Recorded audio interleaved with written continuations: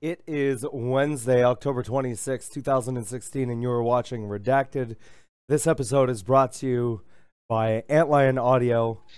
And I see BoredGamer just laughing about something. He just can't hold it in.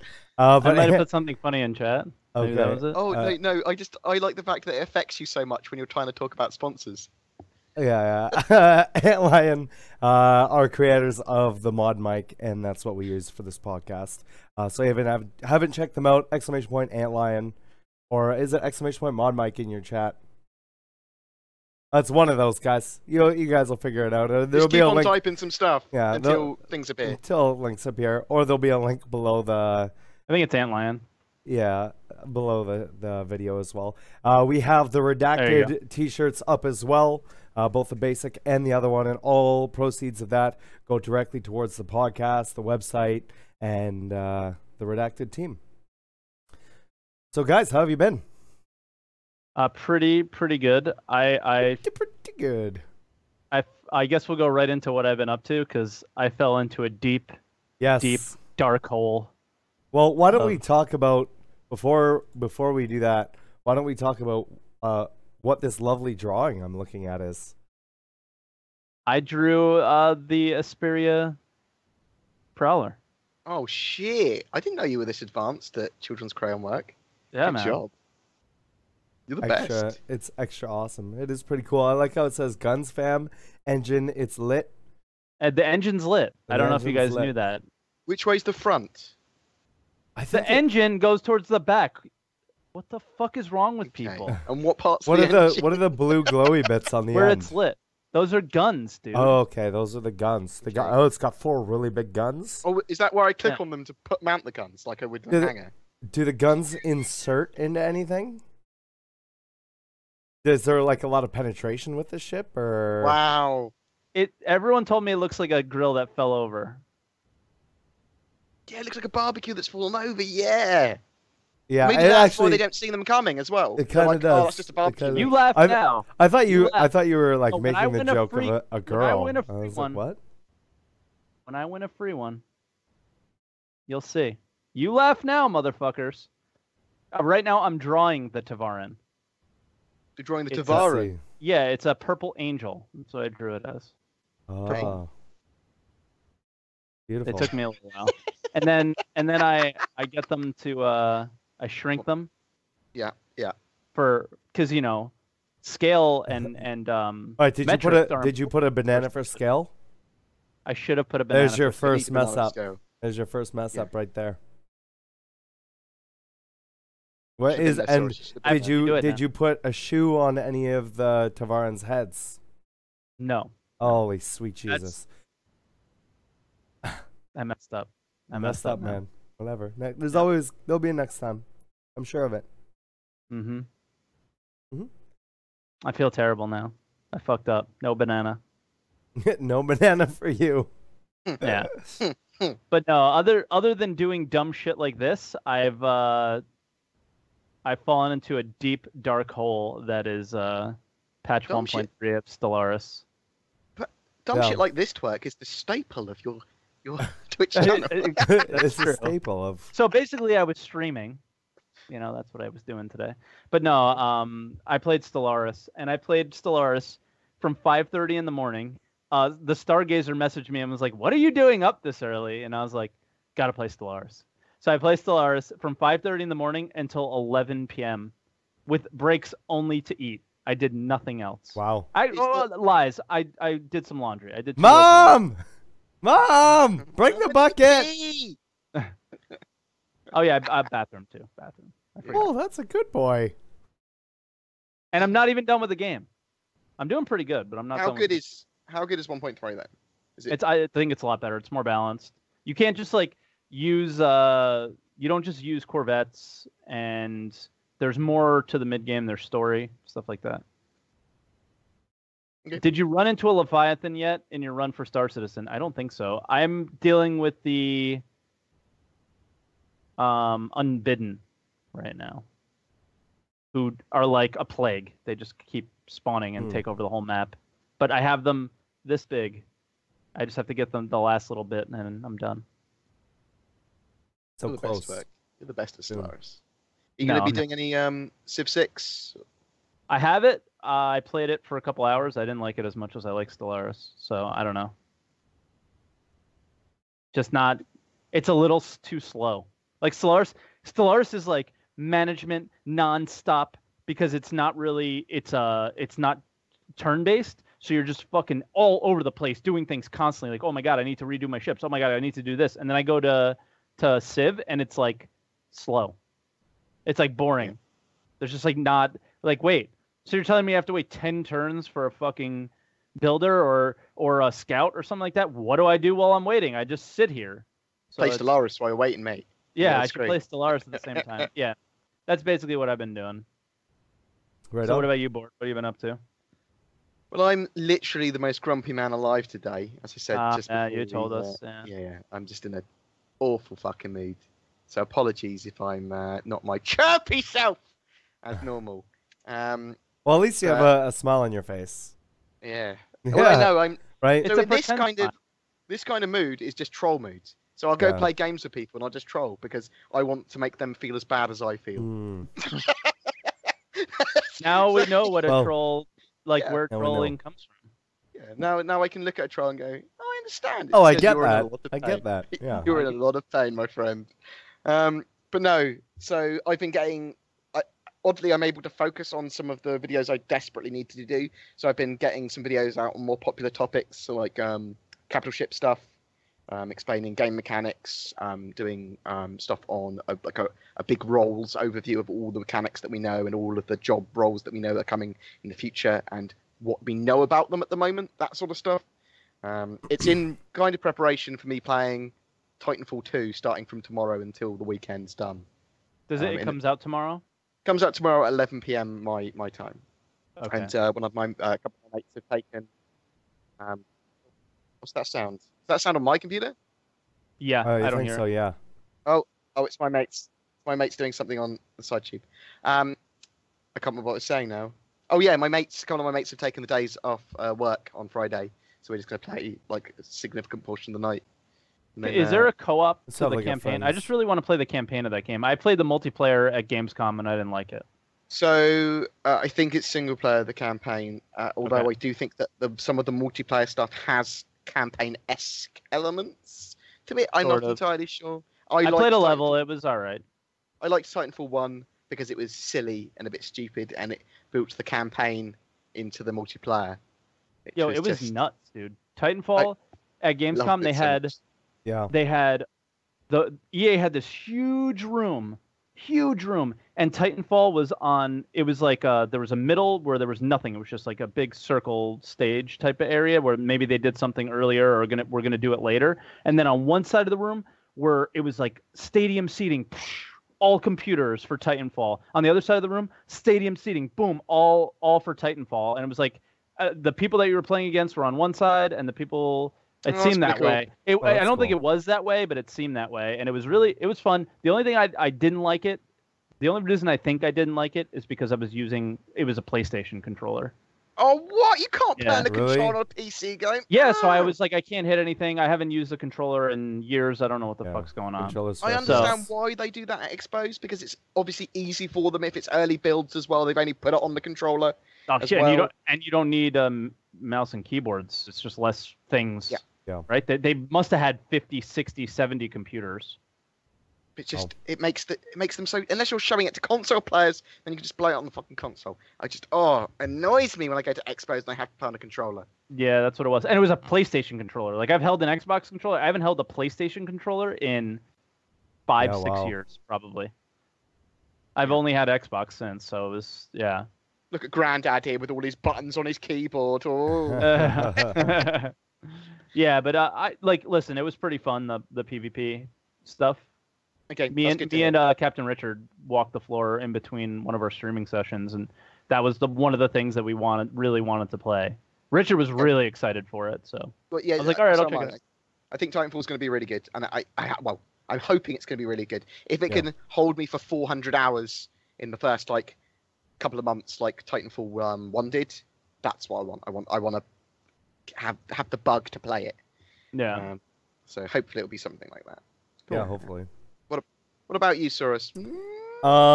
So quite a bit has happened this week. Got back into Dungeons or our Pathfinder Dungeons thing. and Dragons. Dungeons and Dragons, yeah. On Saturdays we do that.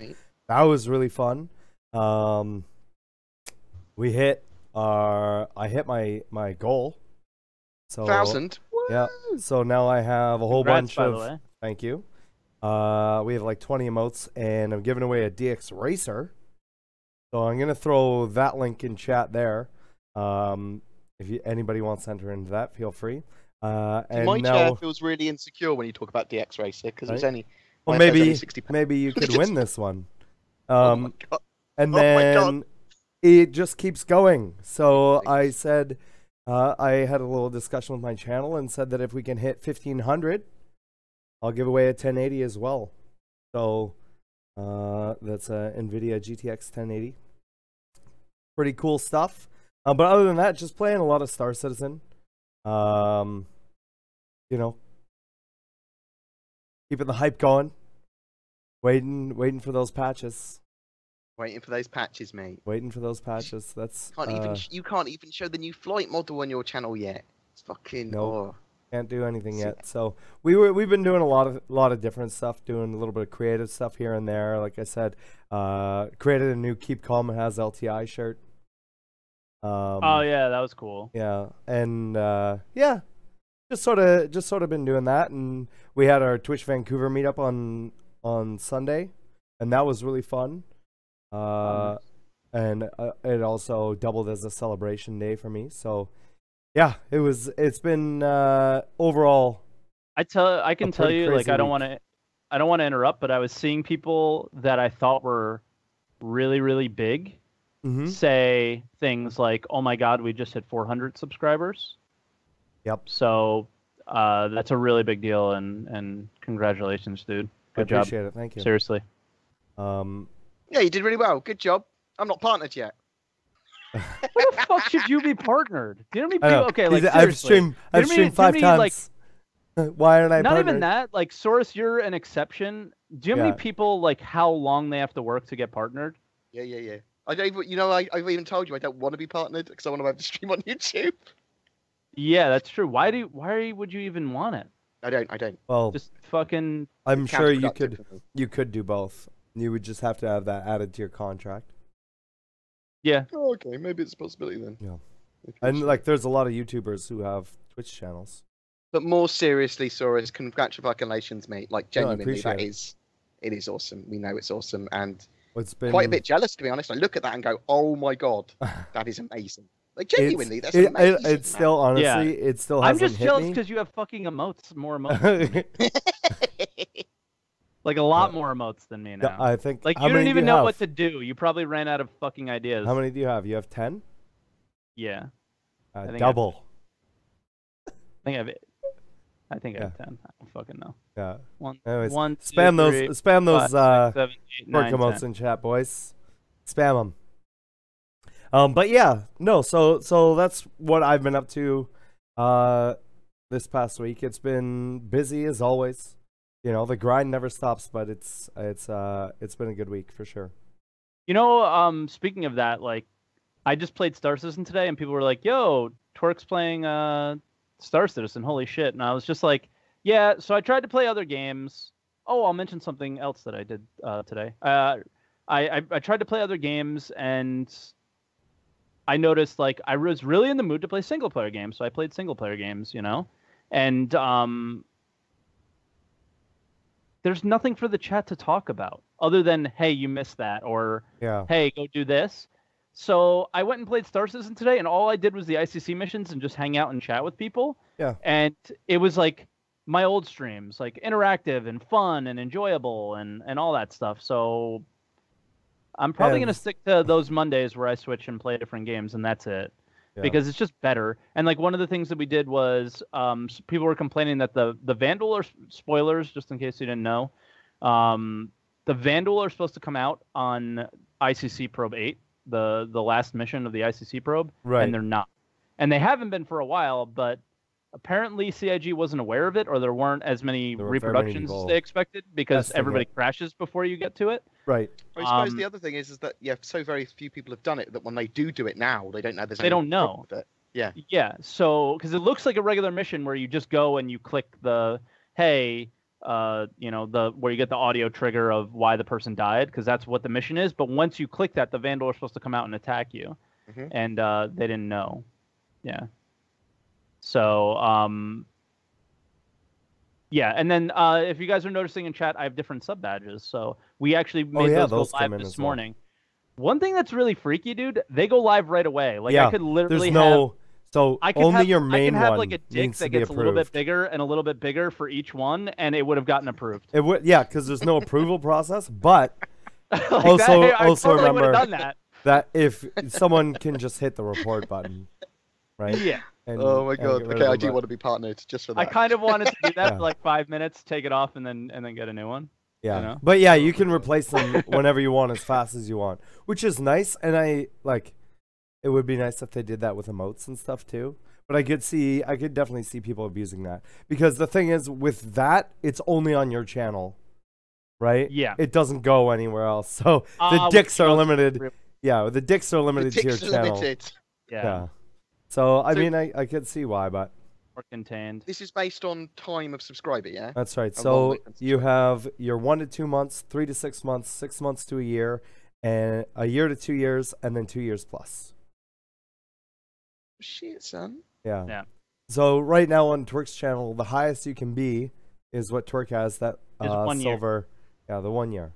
But we're coming up only a few months. 4 more months. 4 more months. Yeah. And I'll have the other one. Yeah.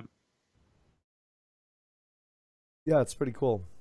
I don't know. My brother's getting wrecked though. He's got 20 months in a row, and he's got the regular badge for some reason. Mate. So so work. There are some issues with it. Number one, if you've changed your payment method at all throughout that process, it was resetting and some other stuff. And I know Twitch is looking into it, because there's a lot of people in my channel too who just have like the basic one and not like the diamond or the gold like they should or whatever. So, yeah. But let's get into some Star Citizen news here. We have a free fly happening right now until the 31st.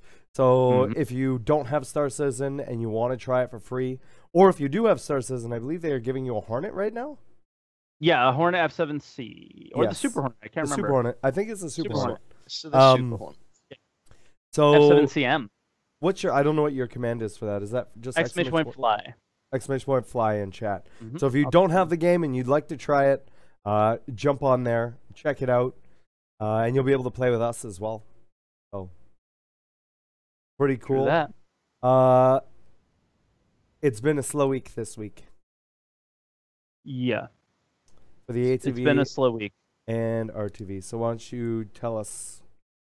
So news-wise, I mean, I expected this, where we were going to get the kind of... Oh, let me fix this bullshit in the chat real quick. Where we kind of get a 1, 2, 3 second cooldown. There you go. Where we get a lull, because they showed us everything that they could, that they were willing to show. Right? They showed it all in at CitizenCon. So it takes them a little while to recover from. Yeah, it's gonna take a little while for them to be like, "Hey, we got something new to show you." So they did have a little bit new. They did have a little bit new. Yeah, which is not in the doc, so I'm actually gonna put that in right now. So we've got the quite exciting thing, especially for content creators, that they showed on ATV, was the new camera tool set that they're working on, and that we should be getting pretty soon. I think it might be as soon as 2.6. Now you're excited for that. I put that in. That's in the doc. If that's well, this is something I know. Like Machinima people are. Yeah, or anybody that makes content is excited for. Yeah. But if you ask your chat, like I asked my chat, like I was super excited for it, and they're like, "This is bullshit." They were like pissed. They were like, "This is nothing."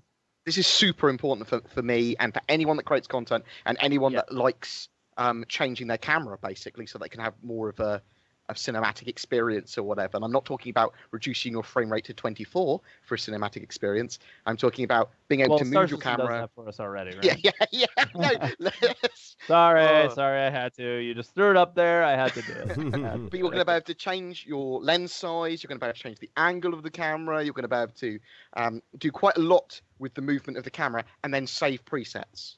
So you can have your own presets for camera for different things and different tasks. For machinima, for content creators, for filming videos, and even for just generally playing the game and flying with your mates and going, oh my god, this looks cool. That's actually pretty awesome.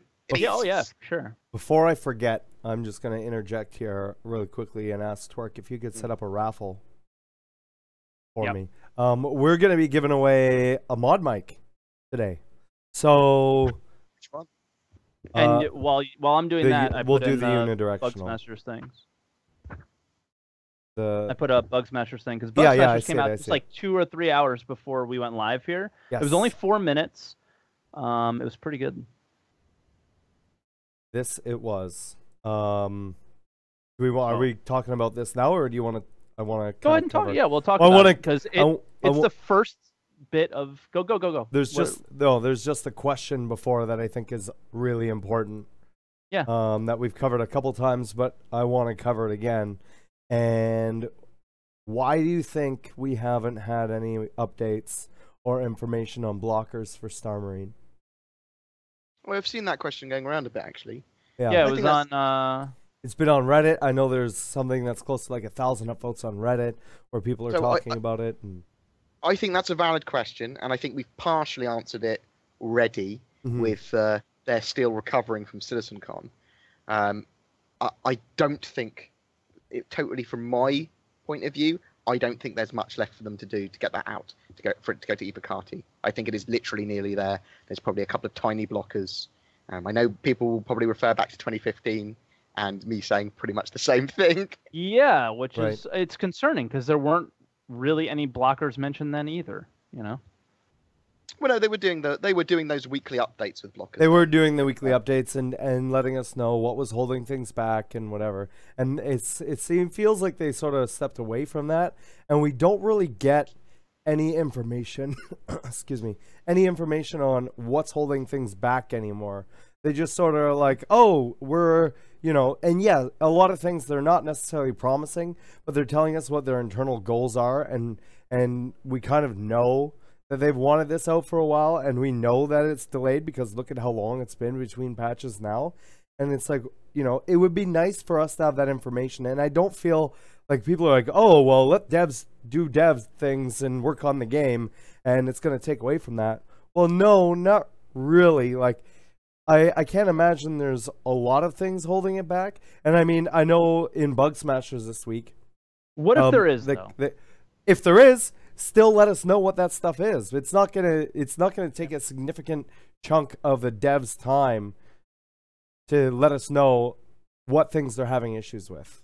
Especially because you would think that blocker list would be written down somewhere. Right. And a producer would likely have it, so why can't a producer just like a bug list. Here you go. Here's the blocker list. So what was the blocker list stuff that we got to see at CitizenCon?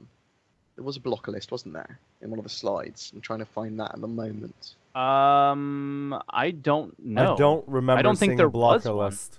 Not for no. Continue talking. I shall find what I'm looking for. You will find what you're looking for. But I agree with you. I would like them to say, "Hey, you know, we're getting close. We're not sure when it's going to come out. This is what's holding us up right now. We're really working hard on it." Yeah. Like, there's nothing wrong with saying that. Yeah, and again, at all. For open development, I think it's a good idea to tell your community to say, "Hey, man, we're struggling. Stay patient for us. We're working really hard," and everyone will be like, "Yeah, man." Instead of making the animations, all the time, or we're having issues with the physics grids, or whatever it is that they're having issues with, just let us know. It may or may not give us an idea of how much work there's involved, but we know what it is that's holding it back from coming out. So, and I feel like since they've gone to the Evocati stuff, they've stopped telling us what those blockers were. I think that's sort of where that line in the sand sort of started to come out. Yeah. So from the CitizenCon slides, what I was mentioning was actually a Squadron 42 blockers list. Okay. Yeah. That's But what I was thinking. it might be the similar kind of problem. And here it talks about pathfinding logic, full animation integration, which we know is an issue of Star Citizen in general, improved combat logic, mission system integration, enhanced flight AI, Right. the So object container system for streaming, which we'll talk about in a minute again, and CPU and GPU optimization. So the optimization stuff that can come later. The AI, which a large chunk of that Technically is, it could, but obviously yeah, 14 frames, 10 frames is not well, okay. look at Arena Commander, and And that's frames what is you're going not to see okay. in Star Marine. But I think the big thing in that, especially with Squadron 42, is a lot of the AI stuff, which isn't coming in with Star Marine. Not in the first implementation, anyways. So that blocker list is sort of irrelevant to what we're looking at for the current patch. And the other thing too is, are they currently working on 3.0 as well, or are they just all hands on deck for 2.6? They are working on 3.0 as well. They've talked about it being a separate thing. Right. I'm not sure how detached it is. I'm not sure if they have to wait on certain things for 3.6 to do 3.0, but I know they are working on that separately. Right. Yeah. But I mean, like I said, and for any devs that are here watching or watching later, this is something that is important to the community. Obviously, there's been a huge outcry of it. We just finished watching the CIG community stream where someone had said, where's the 2.6 info? And people started typing in 2.6 and they started timing them out, which I don't necessarily think was the right response to that. Are you sure it wasn't just their bot that if you type the same thing over and over again, it times them out? No, they were manually going through and doing it. Okay, because you were in the shower. I was watching it happen. So I don't think that was the right way to handle that. But the crux of it is that we want 2.6 now, or at least we want to know a bit more of an update of when it's coming out. Right. We don't necessarily need Great. 2.6 right now. Just let us know what the blockers are. Or anything the community is patient. We've been patient, right? We know what the hard to internal sit there in goals the are dark. because you've shared them with us. But when you miss them, and especially when you miss them significantly, let us know what's going on. Okay, the reason a lot of people have backed this game is because it is supposed to be open development. We are paying for this game. Like, we as a community are the ones paying for this game to be made. I think at the very least we deserve, what blockers you guys are dealing with and whatever. And for the CIG to be quite negative about the timeframes as well. If they're saying this is a blocker, it's going to be a while, great. Don't say it's going to be done tomorrow or in a week. Yeah. Right. Be negative about those timeframes, because I don't even care if you're negative. It's this is what we're dealing with. We're working really hard. Stay patient for us, and everyone's going to go. Sure. Cool. Now we know no problem. What's going on, and we can get a weekly update. We can get a weekly update with the calm thing and being like, "Oh, we're still working on that bug," or whatever. No, I think they might have but they used to do them and then it didn't come out. You know what I mean? And I don't know if that's necessarily the way to do it. I think it should be part of ATV, maybe. Yeah. That is a weekly update, but not that written thing. But they can just literally have a couple of lines at the end or the beginning of it, just to go, "How's it going? Great, awesome." Well, they do that at the beginning of every episode. They talk about where they're at. Right? We got patch 2.4 out. We got patch 2.5 out. This is in the Evocati. This is, and then they go on with the show. There's no reason that they can't do the weekly update on ATV being like, the blockers. We're pushing really hard for 2.6. The animations are holding us up. Stay patient for us. We're working really hard. The devs are busting their butt. And then that's it. Boom, done. No. You don't have to ever show me another thing again. But as long as you say that, I'm okay. If you want to keep it, if they want to keep it behind closed doors, so it's another Squadron 42 thing where it's like, no, we really don't want to show them too much anymore. We really want to drop it on them and be like, boom, here it is. That's okay. Yeah. Now, speaking about Star Marine and its blockers, we did have a Bug Smashers. I have the video up here now with Mr. Mark Abent. Which is them telling us kind of what the blockers are without telling us. Which is, right? Yeah, I mean... I feel it's that way. It's one of them. Now, this one has been solved, or at least part of it has been solved. But I didn't rewatch it, but I don't think it's been solved. They are... they're showing the vaulting animation which is cool going 'cause over. they've You been can talking see- about that forever, but then stopped. Yeah, we This is never the saw. first time we've this is heard the about first it time in we've seen months. it. And Now first th- time we've seen it. Yeah, so there's been a couple bugs where they jumped over the first time and he went somewhere, like he teleported somewhere else in a 0G, and then he jumped He over it launched again out and of gets the like, station. stuck, or then another time he got launched out of the station, right?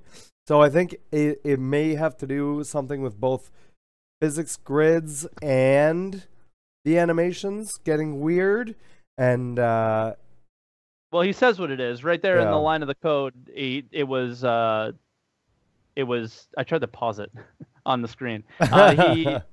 He said in the code it was taking your global position, but it's supposed to take your position in the physics grid. So it's just somebody wrote it wrong, right. and then they fixed it, and it was good.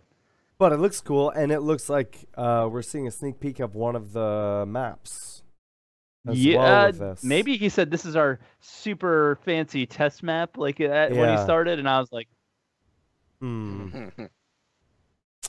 Is it like the 4v4 map, or do you remember what those are called? The two maps that they have? They told us Yes. before. last Yeah. week we It's had it. didn't we? Station Damien and Echo 11. Yeah, Right. yeah. Station Damien is the 4x4 one. Echo 11 is the 12x12. That memory, dude. And so they're definitely. I've got the slides up on my screen. He's got the slides, nice. yeah, because he just looked that stuff up. Just So prepared. we know that they're gonna have the new maps in there. We know they're gonna be space stations. That's what Mhm. this looks like. And the some of the maps, or at least one of the maps, is going to be EVA as a low gravity as well as on ground. I'm So trying to you look have for that any mixed signage, but warfare. I don't see any signage anywhere. I'm looking at the old Star Marine weekly updates now, and the common problem that it is dukes and animation sets as well as the network code. And I suspect that until the low-level rewrite comes in, that will not be perfect, but and maybe is the main issue still on that. But I thought that was the reason they were doing the 4v4, was because even with the network code not being whatever, 4v4 with just characters is going to be fairly easy on the network compared I think there to... are issues having that third-person, unified first-person camera with the models and dukes and movement, so that you're not exactly where you appear to be when you're shooting. You know, obviously at the moment we get the desync, we get people Right. running. They're not exact when you shoot, that you're not actually hitting them properly. I think Yeah. that is probably the main thing that they keep on having issues with, because they can tweak that and they just need to keep on tweaking it until And it this- works. This kind of goes to a back useful into what we base. just talked about, as in that's what we can speculate and guess on. It would be Oh, yeah. nice to know if that's what the actual case was. But yeah, we just watched the whole Bug Smashers here together. Yeah, it was nice and short. Yeah, it was nice and short and right to the point, which was pretty cool. But it was nice to see some 2.6 stuff, and I really hope to hear, at least on ATV or RTV going forward, if we don't have the patch in Evo Cody, let us know what the blockers are. Yep. Now there was a kind of a subtle ship announcement. It wasn't Yeah, that style. kinda- It's just on the forums hidden. It was sneaky hidden, and it's like, But oh they'll hey, talk about it. They'll talk about it tomorrow on ATV. Most. oh they'll definitely talk about it tomorrow on ATV.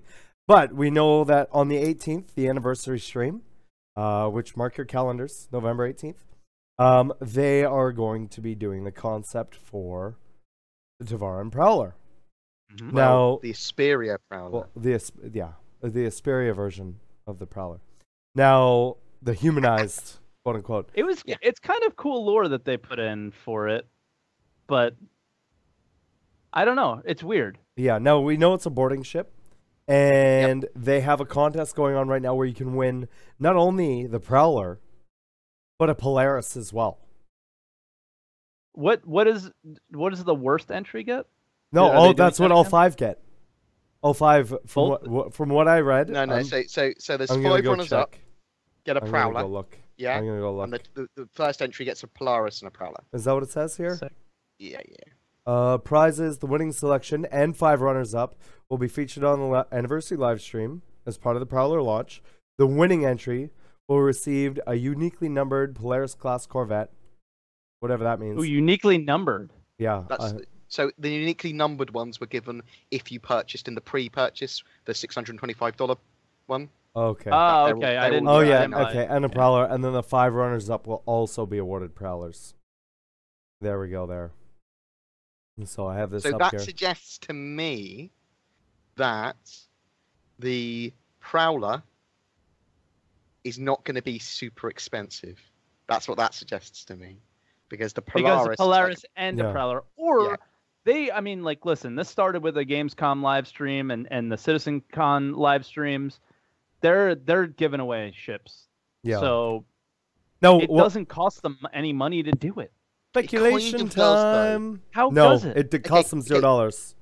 Okay, no, I understand that disagree. argument, and I agree with that argument to an extent. It does cost them $0, but they literally, when you market that, when you look at that, you have to factor in the value of them for their books and stuff.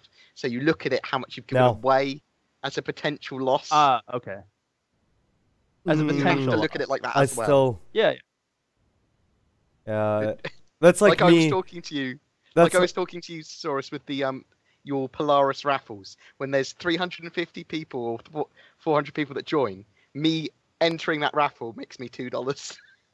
Now I don't see. I I don't don't look. So my argument to that would be, that's like me making it so I can make an emote. Let's say I can make an emote on Better Twitch TV, and I can choose who gets to use that emote. Or I can also charge people $2 a person to use that emote. Okay, by me giving someone the ability to use that emote for free, I don't necessarily lose any money from that. It doesn't cost me anything. You know what I mean? And it's the exact Yeah. same thing. It's a digital asset. So I mean, it's cool that they're doing it. Don't get me wrong. But you know, I have too many Yeah. wires to have Lola here. it's not the same thing. So Twerk, you put in here that you thought this ship was for interdiction.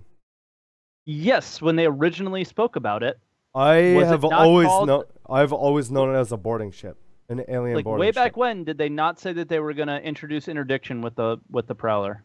Not that I'm aware I of. think they did. Long time ago, I think they On the mentioned it as a RTVs single line. from Yeah. the old office, or I I something think like that. they talked about the interdiction and the Prowler part of that being interdiction, or it coming with the Prowler, or something. Yeah. The mechanic will come with the Prowler, or something. Just very briefly, and then moved on, and then And no, didn't talk and- about it again. Well, So- that's where when they started talking about the interdiction conversations, is it was also involved with the Prowler, Okay, and so now it's a boarding ship. But boarding and interdiction kind of go hand in hand. I'm just right? gonna jump in and interdict both of you real quick, because someone's asking, oh, if doesn't it cost them money if somebody melts the ship? You can't melt the things that CIG gives you. Yeah, they're unmeltable. No. They have no value. They have $0 value. Yeah, So actually, Board, those specific ships yeah, are valued at $0. Yeah. In the account, everything valued at $0. So, I mean, not really $0 though, are they? Because they're like $350 and stuff. but those specific Those ships specific are ones. not tradable, not meltable, $0. that's right. Okay. So I I think just- that's I was- where they aren't worth anything. I was arguing with Devil's Advocate, but they feel like they're worth money. I promise Yeah. you. You get a free ship. You win something on This someone's. is a YouTube dark channel. hole I do not want to go down right now. Yeah. So, but It's yeah, no, pointless. I don't, know what we're talking about. I don't remember the interdiction part of this. I Obviously, do. They definitely talked about focused on interdiction the with boarding. the Prowler, with the Tavaran. but boarding has definitely always been since the very beginning as well. The main role of it. The Yes, main because in the role of it. law, they talk about it as the infamous boarding ship. Used in the first Okay. Tavaran War? Yeah. Second Tavaran War? In the first Tavaran War and the second Tavaran War, I think. I don't remember. I tried to look at the lore this morning. I looked at the first war and the second war. The only thing is that I found weird and interesting also about the lore Yes. is they're really old. Yes. That's why they've been remodernized. So apparently they're super They've been effective. around for quite a while, have they? Named after the UPE military designation, the Prowler is a modernized version of the infamous Tavaran boarding craft from the First Tavaran War. With the recent discovery of the lost Tavaran planet In the Cabal system, Esperia's engineers were given unmitigated access to examine the preserved ships found in several of the caches before meticulously recreating design choices. The Prowler's effectiveness as a rapid response personnel deployment vehicle was mainly due to its silence. The boarding was constructed using a variety of techniques to minimize its signatures and to get close to unsuspecting vessels before quickly deploying their boarders via EVA. With the Prowler, you will find the perfect fusion of two cultures, the elegance and effectiveness of the Tavaran war machine, combined with the reliability of the modern UEE technologies. Buy a Prowler today. No. Yeah. So I don't know. I haven't done my 5-year-old cartoon crayon drawing yet. I certainly did mine. I will be doing mine, though. With the reveal of this, with this concept, so are we thinking that we're going to see a lot more of the Tavaran race with this at the same time? I would imagine that this means that the Tavaran style guide is done. Or at least enough there. Like, well, the style guide, like the guide itself. Style guide is done. Yeah. But then now they do the internal style guide. The Xion is done. Are they? I guess what I'm saying is, like are they it's ever a style done? guide. No, I'm saying it's a style guide, not necessarily the assets of the characters or the assets of the other ships, but they know what materials they're using and sort of the lore behind those materials, I guess, right? So, what are you suspecting the Tavaran to look like? Are we still going with what they were talked about briefly in the past, or do you think they've evolved them somewhat? Because they've talked about them being Egyptian-esque in the past. I think, like, I remember them talking about some ship. I don't know what TV show or movie it was from, but there was some iconic ship that was like a pyramid that they made fun of. From Stargate. Stargate, yeah. I think like that was one of like the concepts of it. Because Stargate had a lot of Egyptian themes to like it. That. But that was obviously so like. Do you think they're using Egyptian mythology and using like the alien side of that to create the Tavaran? Maybe, and doesn't the like the UEE is supposed to be kind of Rome, right? Yeah. Didn't they talk about that like way back? Like the Senate and everything, it's like the influence for the UEE was Rome, and well, in that case, do you think that they could be something like a jackal-looking race, or maybe like a lion, or like an animal, or something like that? Oh, I see what you mean. Going after the actual like Anubis-y kind of. Right. Maybe. That would be really cool. Cat. Like. Oh my god, not a cat race. No, but the fox Anubis style would be kind of cool. That would be sick. It would be because Anubis cool. looks badass. Yeah. But I'm trying to think of references to like Egypt and ancient Egypt that would apply in 2946. Like what? A couple like, people are saying in really chat gold that it's going to be like a bird people or a bird race.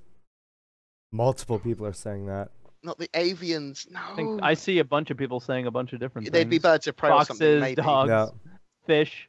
So. They're all business. Fishmen. They're all there with bubble helmets on. Yeah. Glug glug.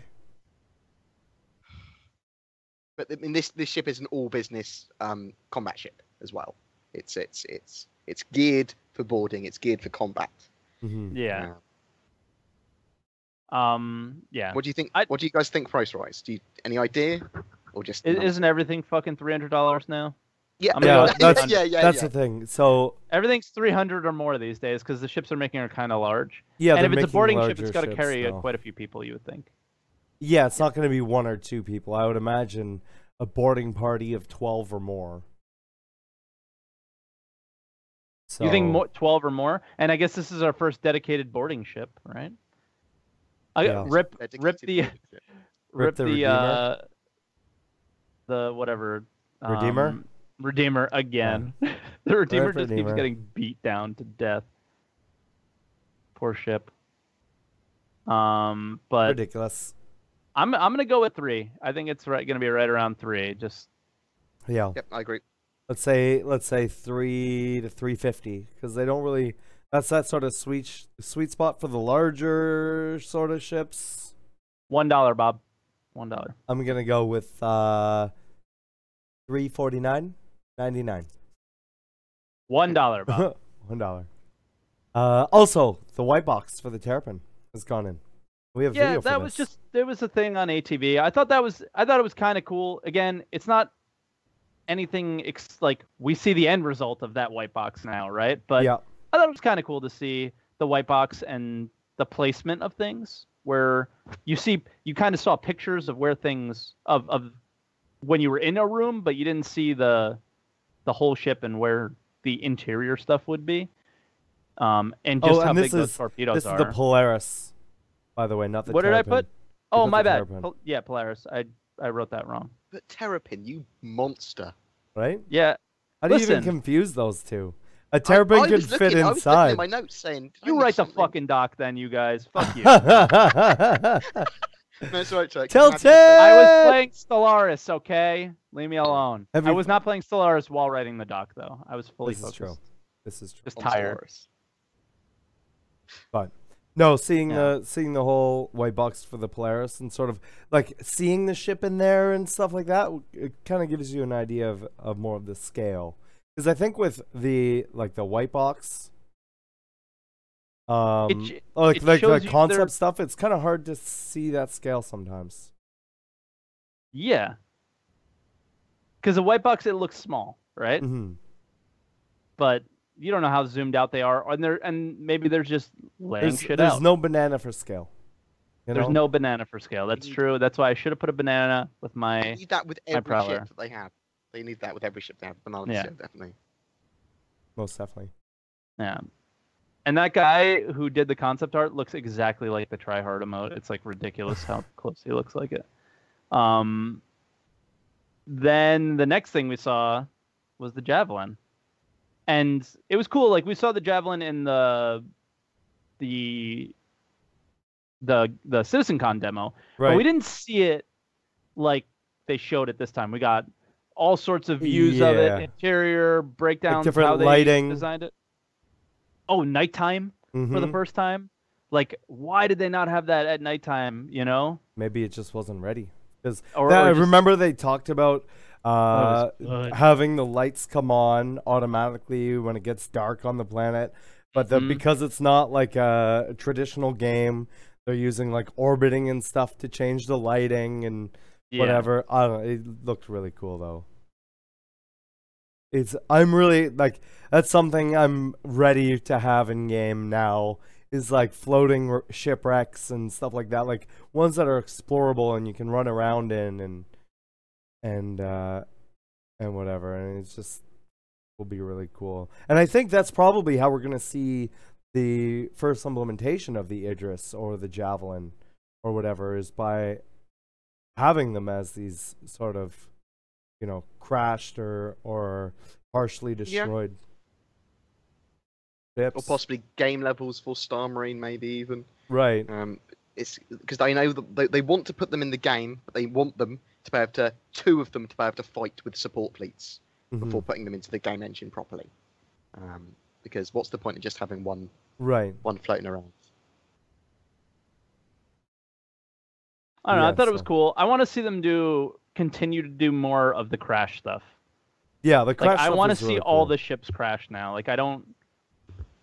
I think it's cool. I want to see them. Twerk just wants a junkyard. He wants a desert junkyard with all the ships crashed in it, and we can just play hide and go seek. But I like when I saw the Cutlass crashed, like I didn't think that it would be that awesome. Or the Starfarer. Because you would think that like the Starfarer and the Javelin, those are large ships, right? So the scale is kind of what's really cool. But even the small ships looked amazing. And that was really, really awesome.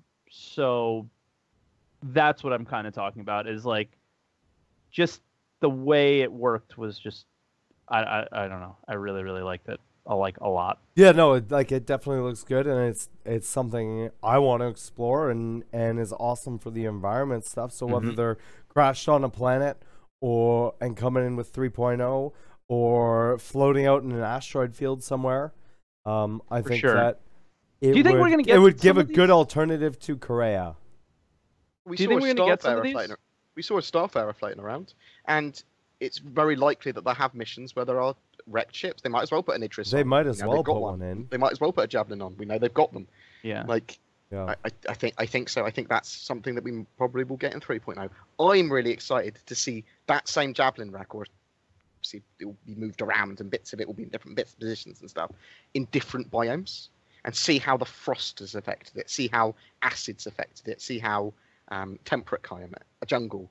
Mm-hmm. Well, and they actually talked about that. So we can skip ahead a little bit since you brought it up on the, what was it, CitCon in Germany? That was like probably one of the more interesting things that The happened. most confusing of all names for conferences.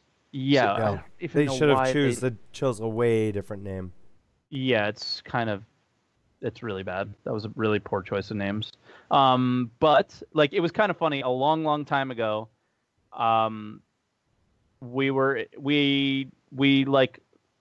we had a, I'm sure you have it too, Soros, and I don't think this is like NDA or anything, but we had a discussion about Gamescom before it came up. Like, if we had any questions about tickets and things like that, on like how to get to places and stuff.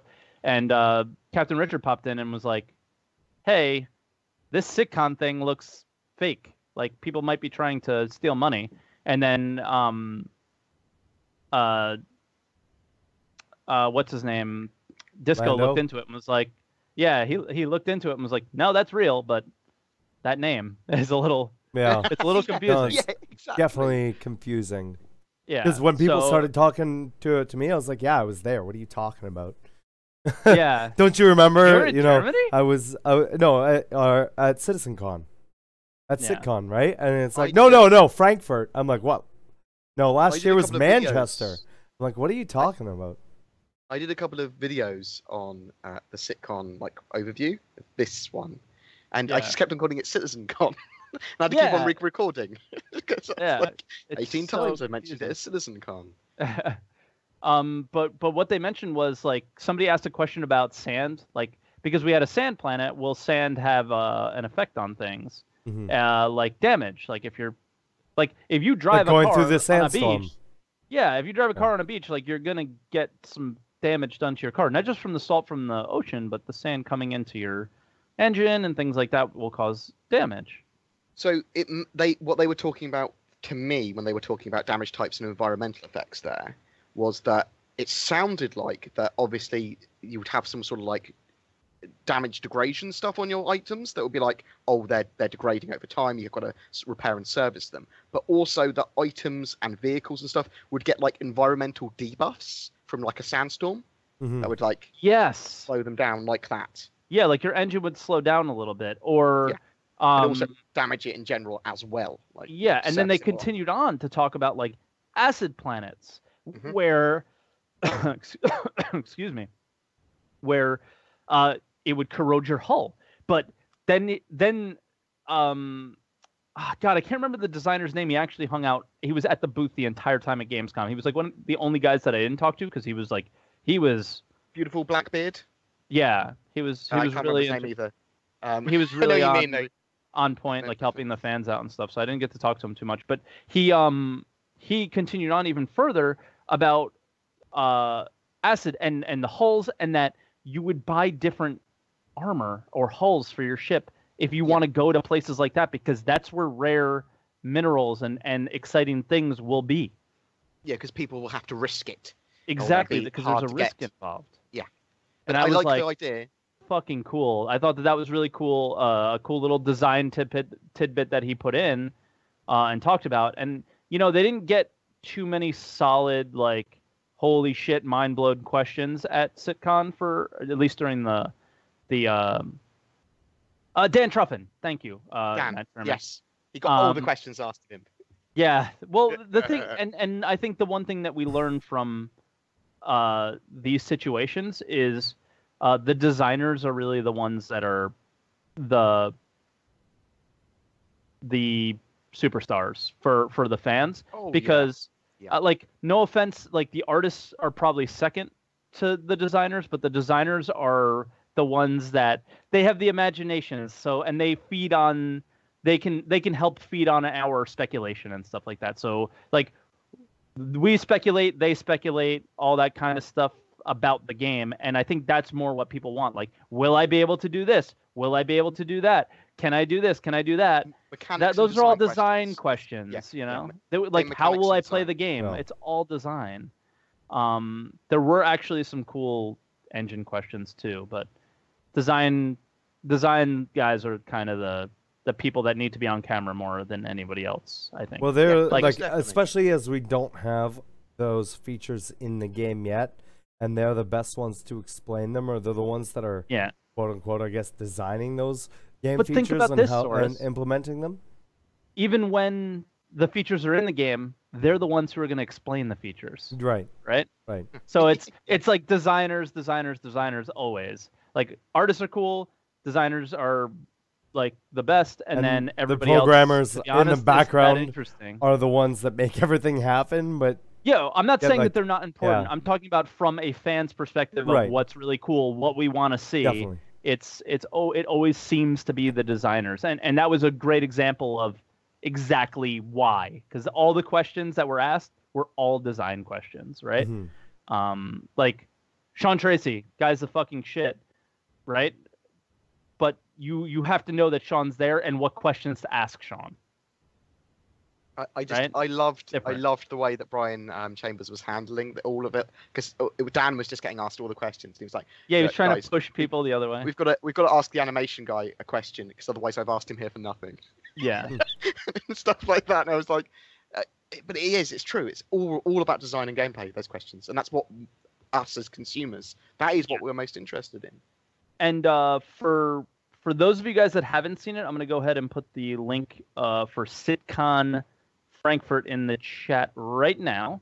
And the English section starts when I put it in, but if you go on your own, there's a YouTube channel for it. They were not very smart and didn't save their VOD on Twitch, so you can only get it, or they were smart, so you can go to their YouTube channel. But search CitCon Frankfurt on YouTube. It's kind of hard to find.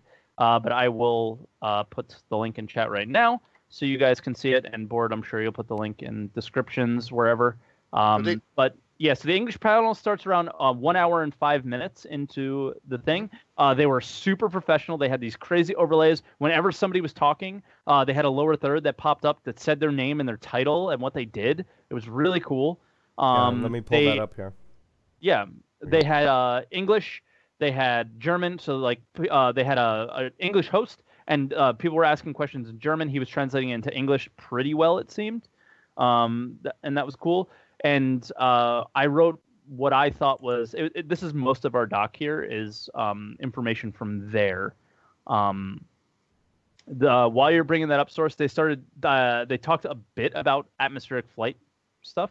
Yeah, where they want there to be surprises. I thought that was kind of cool. Like, you don't know it's coming, which I don't know if I agree with, and I kind of want to discuss this with you guys. Like, I've flown on airplanes. You guys have flown on airplanes, right? They kind of tell you, hey, we're coming up into some turbulence. You guys have to sit down. So sit down. I don't really think we should just fly into turbulence and be like, oh shit, we're going down. No, but the thing is that's not what happens. Like, every time I've experienced it anyways, I feel it first, and then after you start to feel it, that's when the light goes on. I've only heard them say sit down because we're going to land. I think with a lot of stuff in Star Citizen, there will be indicators, even if they're just subtle, of certain things. Like, there will be a subtle indicator that you're going into an environmental hazard or turbulence that your sensors don't even detect, but you might know if your ship's wobbling in a certain way because you've got used to that and you understand it. Like my flight to LA, we dove 3,000 feet really quick, and then Avenger. It was scary. Like, I scared the shit out of Sniffle Wizard. It was really scary. We dove down about 3,000 feet, and then he told the flight attendants to sit down, and then we hit the turbulence. Then it was like I honestly thought we were dying. I'm not kidding, because we dove, and I really scared Sniffle, and he like started meditating. It was pretty funny. But I scared the shit out of him. But I was also scared for my life at that time. I've never had that experience before. You stressed him out so much he had to stop meditating. Yeah, and he was stressed on the ride home too. It was, yeah, like Sniffles saw me looking outside. I started freaking outside because we were diving, and then I looked at him and I was like freaking out, and I just said to him, I was like, I've never seen this before, and he was like. And it was his first time flying, right? In like 15 years, yeah. Yeah. So when you get older, I didn't do it to scare him. I was scared for myself. Like, seriously, it was just a scared thing. It was like we kind of pound and Mark's like if I'm scared, everyone around you're me, gonna be scared. You're all gonna freak out. But you look around and everybody's just chilling. So it was just like whatever. But I've flown plenty. That was the first time I've seen that. So anyway, they want it to be surprising. That's what they said though, Board. They want it to be a surprise, and I was kind of like, I don't know if I like that design idea. But what we've seen of the flight model stuff so far, what we saw at CitizenCon with it, that's just the beginning. They want to go much, much deeper into that, just like everything, right? So from what I found really exciting, what they were talking about was animals, wildlife, and the life cycles. Yeah. Well, and So it's not just it's amazing. Everything. Mhm. Everything has this Day, night. So day and night means everything, and I thought that this was the coolest thing. So I'll skip right down to that part. Yeah, my notes are different to yours for this section. Yeah, so my part is a little bit different. It's just labeled a little bit differently. So day and night cycles mean everything. So animals, you might see certain animals at night. You might see certain animals during the day. Animals will have a schedule-esque thing, just like humans do. So their own subsumption. Yeah, Yes, so they're all exactly involved the in subsumption. Everything is involved in subsumption, not just AI that you see at a bar. It's super cool. Not life cycles. Somebody typed life cycles in Shambles, like the live and die. I don't think that's the case. No. I think I've used the term life cycles as well to describe it. Yeah, I wouldn't use that. I think schedules. Yeah, it's schedules is probably because life cycles is confusing. Where like certain times of the day they might go to the watering hole and things like that on the planet. Like that stuff's really cool. But not only that, they got into missions about it later, where Brian Chambers actually mentioned this. So the mission that we saw at CitizenCon might play out completely different if you started at night, because the guys who are there might be asleep. Mm-hmm. Right? And you might be able to stealth in. So that means that, like, one of the questions that I asked in the doc is, like, now I'm getting, like, really crazy. So do we need to know what time of day it is on Yella when we're in a whole nother system, if we're doing a mission in Yella and we want to go stealthy, or we want to have a certain type, if we want to play it a certain way, right? Yeah. Like, okay, we got to make sure that we go to Yella at nighttime. I think that's a little bit too in-depth. I think you're just going to experience different things based on time of day. Like, are we going to have on our Mobiglass, like, China time, Korean time, UK time? I don't think that's easy for them to do, isn't it, though? If they wanted to do that, that's just an extra number feature that they could give you. So the idea is, though, that they just have to figure out. I would go to that planet and just do it as it's given. So like, well, it's day off. And they were talking about before that. Yeah, that's how I don't know. I'm sure they could figure it out, but also remember that not every planet, because as you get further away from a planet, or sorry, the year cycle changes, but depending on how fast that planet is spinning on its axis is how fast the day-night cycle is. So you could have a planet that's 2 hours day, 2 hours night, 2 hours day, and it's just spinning there in space. But you could have another one that's like light for a year, or tidally locked. Right, where it's always dark on one side, just like we have our moon is tidally locked to the planet, but you could have a planet that's tidally locked to a star, where it's like molten on one side and frozen on the other. And they're definitely gonna have to put that kind of stuff in. Yeah. But they kept saying, and this could be just a thing like life cycles, like you said before. They kept saying 24-hour schedule. Yep. Yeah. Like animals don't work on the same schedule as we do. Aliens, certainly their planets are going to clearly rotate at different speeds, and like years are going to be different and things like that. So They have to do So, that. but But they what they keep saying can do- 24-hour schedule, so I hope But they don't Yeah, keep yeah, but everything I on a think they 24-hour mean schedule. the 24-hour schedule tied to their planet. I think that's basically a blanket term for their full day. Yeah, life whatever cycle. their full day is. Yeah. I hope that's the case. I that's just all. I just want to say, remind everybody that we are taking questions, ! Question. So if you have a question for myself, Bored, or Twerk, or about our channel, Star Citizen, or why Bored makes that face sometimes, feel free to get that in there. Number 2, we do have a mod mic raffle, and contrary to what it says in the raffle, it is a unidirectional mic.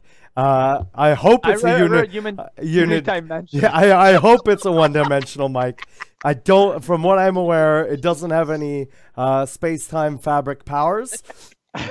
But who knows? Maybe if they use some sort of dark matter, they'll be able to do that. But ! Mod mic to get into that raffle. I can only use this in one dimension. Yeah. Oh, Only in our fuck me. computer simulation dimension. This is what happens when you play too much Stellaris. This is what happens. So there Can't was even one think anymore. other thing going on from the wildlife and animals. They said that everything that's alive can die. Yes. I think but that doesn't just mean the sandworm. That doesn't just mean animals. That Yeah. means everything. NPCs that are in the verse. Yeah. What about important NPCs? And they kind of were like, it can die, but we're not going to tell you because obviously we want to see the first person, like how you go about killing it and whatever. And like I said last week or the week before, everyone at CitizenCon, when you said something about the sandworm or about spice and things like that, they all were like, That suggests to me that you have to kill them and there's valuable stuff inside. That's what Me it suggests. That's what they were suggesting. Yeah. And like, I don't even have to point out any dev, like in particular. Every fucking dev did that. That anybody interacted with about it, they all were like, forums. In the forums, they're all saying the spice must flow. There's all loads of June references everywhere. Yeah.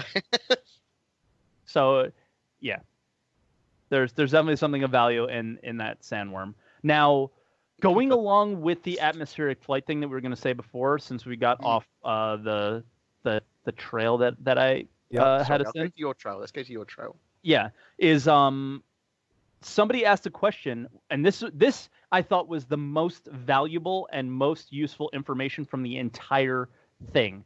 Was somebody asked a question: will we be on rails? Will there be landing cutscenes anymore? Because that was Chris's original vision, but then when the procedural planets came in, did that change it?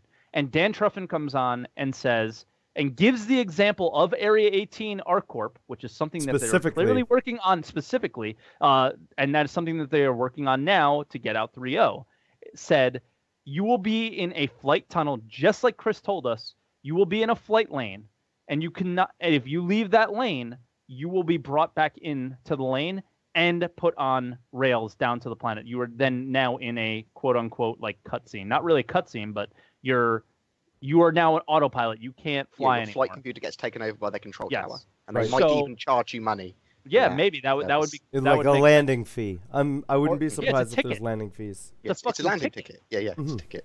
Yeah, and with that said, how does this change your vision of 3.0 and procedural planets and how explorable they'll actually be? Well, I because still this think is telling me we're landing on Area 18, and we're we might get a little bit updated version of ArcCorp, but we're landing on ArcCorp. Okay, so I think that Area 18. it sort of puts my mind at ease for if they're gonna be able to do ArcCorp or be able to do those giant city planets and whatever. And who knows, maybe later on they'll make them fully explorable. But for the first implementations, they're gonna be taking it over. That is also being said, we will have also full planets where you'll be able to go down and land wherever you want. Yes, I think at the same time. Yeah. Yes. So I was going to go into that. I wish I put that in the doc too to remind me to say it because I got you.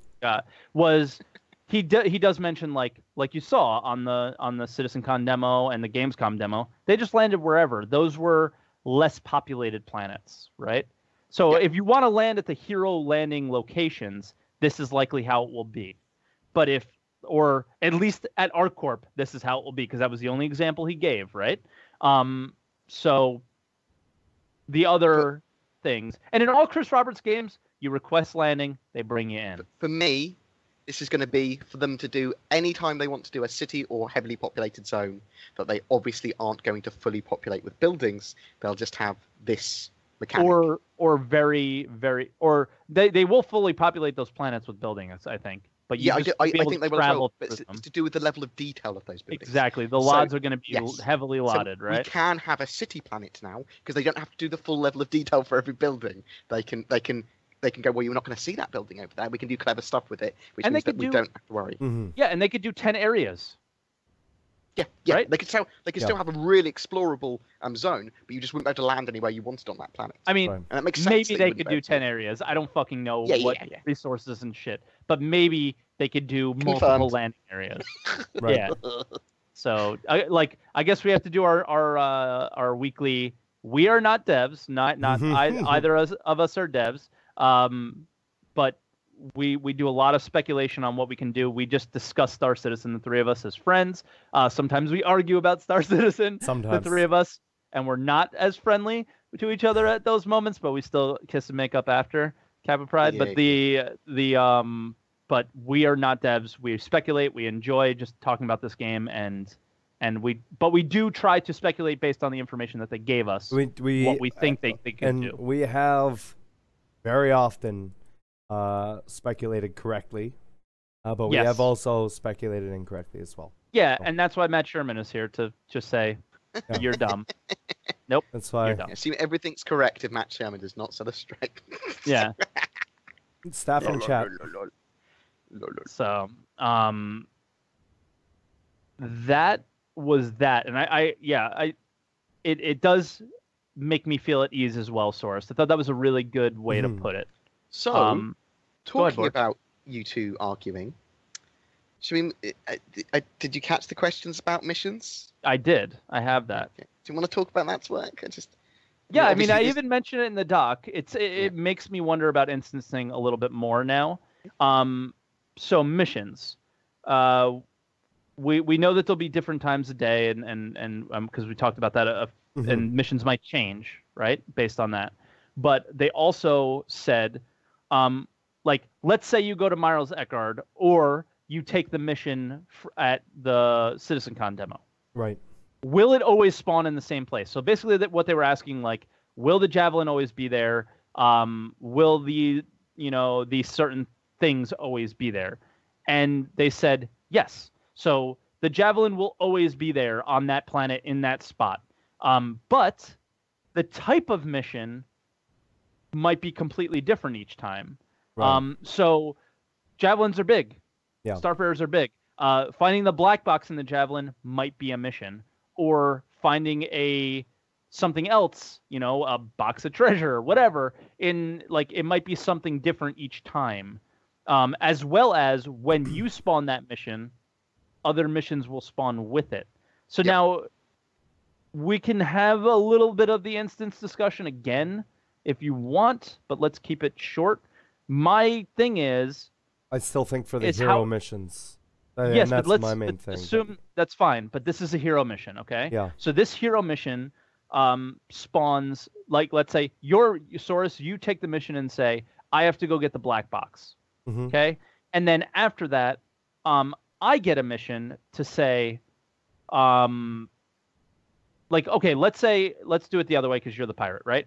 I'm the guy who needs to go find the black box. I'm working for an upstanding company. But then you, as a pirate, get a mission from the sand guys that live on this desert planet that you have a good reputation with to say, we have, we got some inside information that somebody's going to come and try and steal the black box from this thing.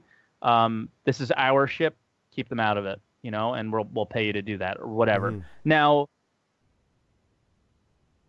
okay, I'm starting to come around a little bit to the instancing thing, but Star Citizen won't do true instancing in the sense that, hey, Saurus, Board, and Twerk are all going to join a party, and we're going to go in and do this raid. Right. Right? So that's what I look don't at think it's so I don't think you're gonna be going through like a portal or something like that, like you would in Yes. a traditional instance. But what would happen is something like, okay, once you've gone into an area, there's like this invisible bubble around it that once you go through that, and that could be far out in space, away from wherever it is. Location. It would Right. be a quantum jump And location. so you go through it, Yes, you can and do that. other people who are outside of your group or outside of whatever will not be able to see that. Yeah, and not be able to I don't join think you it'll in there. necessarily be your group, right? It like, could let's be a say, for group. example, It could be Yeah. a certain amount of players. It could be whatever. But there will be. It depends on how many players. It is depends how on I how would many look at it. players, right? And Yeah, how many. So like, How many it's Yeah, go open ahead. to, or whatever, and if anything actually changes to the environment as well, or if you know. oh, I don't know if that'll be the case. Maybe So not. But here's how I'm looking at it is, instead of there being instances traditionally, maybe they would just LOD out, like you're gone. Mhm. You're just not there. Yeah. You're all in the same place at the same time, but I'm you hearing can some only No Man's see Sky cer- talk coming out your yeah, mouth. you can only see certain people.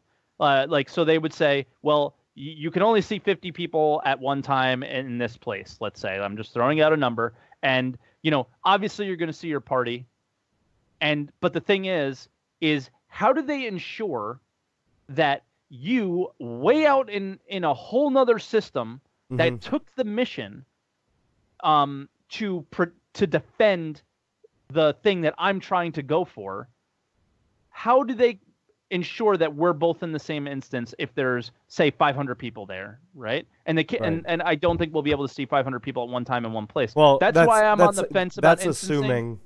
That's assuming also that we would get paired up.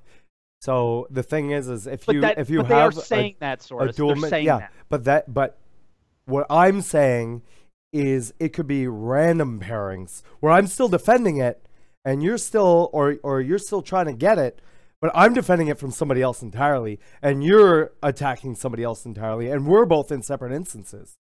While we're doing the same thing, it could be separate that way. The amount of information we've been given is confusing at the moment, It's because so they confusing. even talked about there being 10 missions running at a single time at the location, all overlapping. Yes, but they So- overlap in the sense that one person is defending it, one person is doing one thing, one person is doing another thing. Yes. I think we're all supposed to be there at the same time doing the same, like in the same Maybe. place. I think that's totally random. I think that Yeah. I think a lot of people will be able to complete their goals and then not be directly competitive, although some might be partially competitive. I think that it doesn't matter. Yeah, like you might walk by signpost- somebody and be like, "Hey, how you doing?" Like I'm just cruising around going to do this thing, while you're just cruising around going to do that. They can't ensure people will be there at the same time, because people have totally different timescales. Some people are grinders, some people are just casual, like weekend players, whatever. So they can't ensure people will be there at the same time to run missions that are specifically built to be PvP in that sense, like all over the Javelin, because they don't know when people are going to arrive. They don't know when people are going to turn up. So whatever they do, it has to be sort of like based That's on. a good point about the timing of when people would get there. Some people are going to be there, some people are not going to want to be there. It's all going to be weird, but it's going to be purely based on emergent gameplay, that sort of stuff. What do players decide to do? Well, that's not entirely true, because Board, think about it now. The defender mission, or the Korea when you hack, it pops up, and you fail it.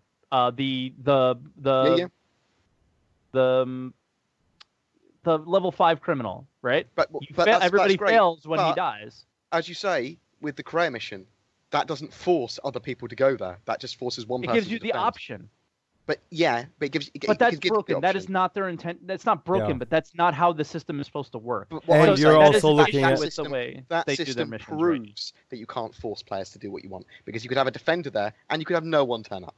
Yeah. Yeah, of course. It's- You can't tell anybody to do. You can't tell anybody to do anything. It's But like we also don't have entirely AI in the game either. Oh yeah, I mean AI could be a big thing in this as well, I suppose. Right. So, of course we saw it in the 3.0 demo, right? Right. So you could have not only AI, but you could have player-assisted AI, and you wouldn't know.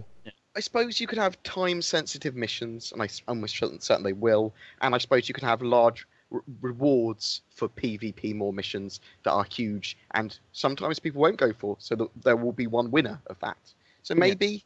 I mean, there's too much information, and it's all a bit confusing at the moment. That's what I found. I thought it was just an interesting discussion when they said the 5 or 10 missions in one place at one time. Sounds and amazing. That's where I was kind of like, well, I was kind of starting to lean towards Soros might be right, and now I'm not so sure. But they might do instancing in some sort of weird way that's not traditional instancing. And if that's the case, Soros, I say it's a push. They talked about spawning in smaller areas, like ships, NPCs, loot, mission-specific items, but obviously the large set pieces wouldn't change.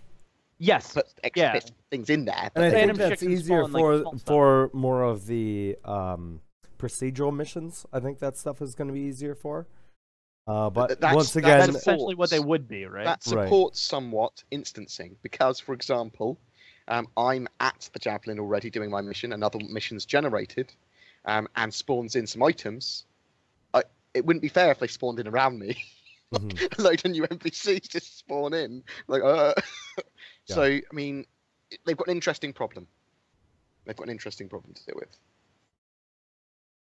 So Matt Sherman just typed in chat, just because you have a mission doesn't mean you'll always be able to successfully complete said mission. The power of real fail states and not just waiting out a respawn like conventional MMO. Yeah, so maybe sometimes it'll be impossible to complete a mission that you're given. Yeah, like you take it, but you never had a chance to complete it because the guy was already there. Maybe when we do hero missions, even we might not see all of the hero mission, or we might get a totally different part of the hero mission than someone else does. They might be going totally off the wall with traditional MMO. They might go, no. And I would assume it would be totally off the wall if it's Star Citizen. These guys are nuts, right? So they would probably. I would love to have a totally different experience with Miles Eckhart mission than someone else. So when I talk about it, it's not, do you know this bit of it? Do you know this bit of it? But no, that's not what happened to me at all. This happened. I would love that. The stories at the pubs you'd have would be amazing.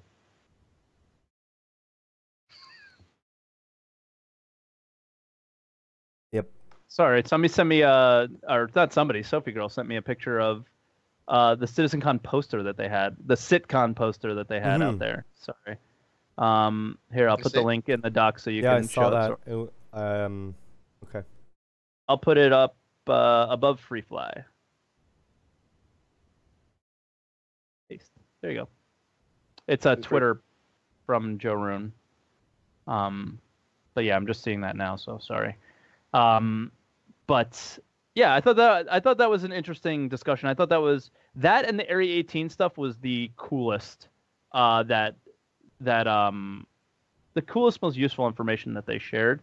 They also mentioned, so I put a other random cool shit section of our doc. Yep.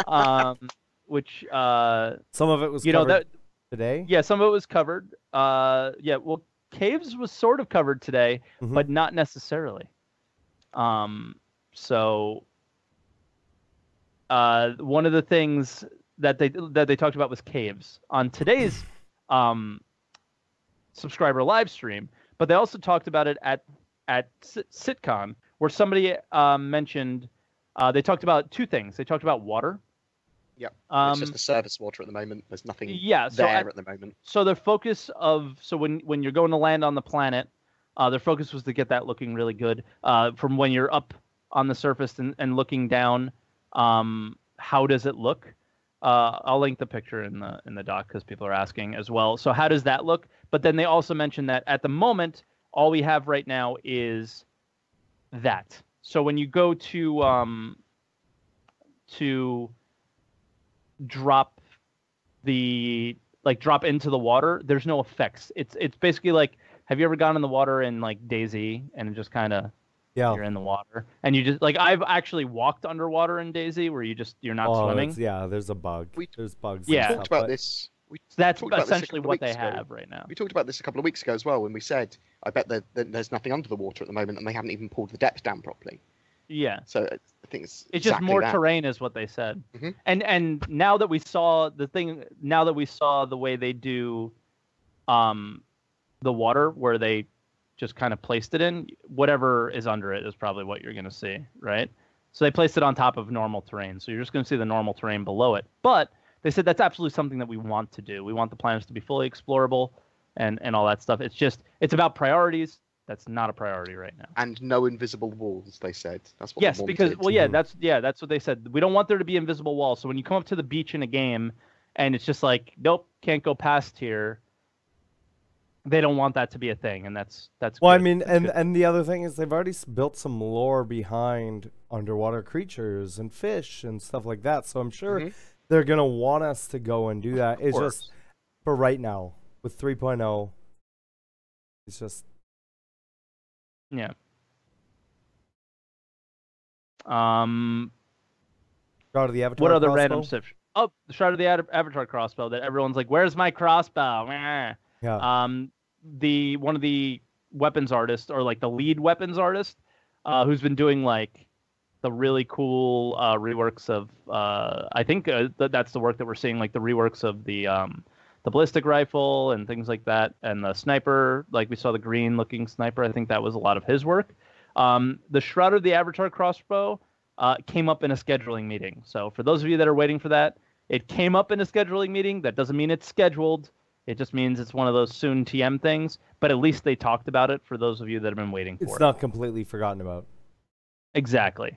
So Can we swim on a planet we talked about? More than that, with the weapons, they also talked about alien weapons, and they said that they're planning to do some crazy alien weapon stuff. Alien tech, yeah. There's going to be crazy alien, nano, something like that.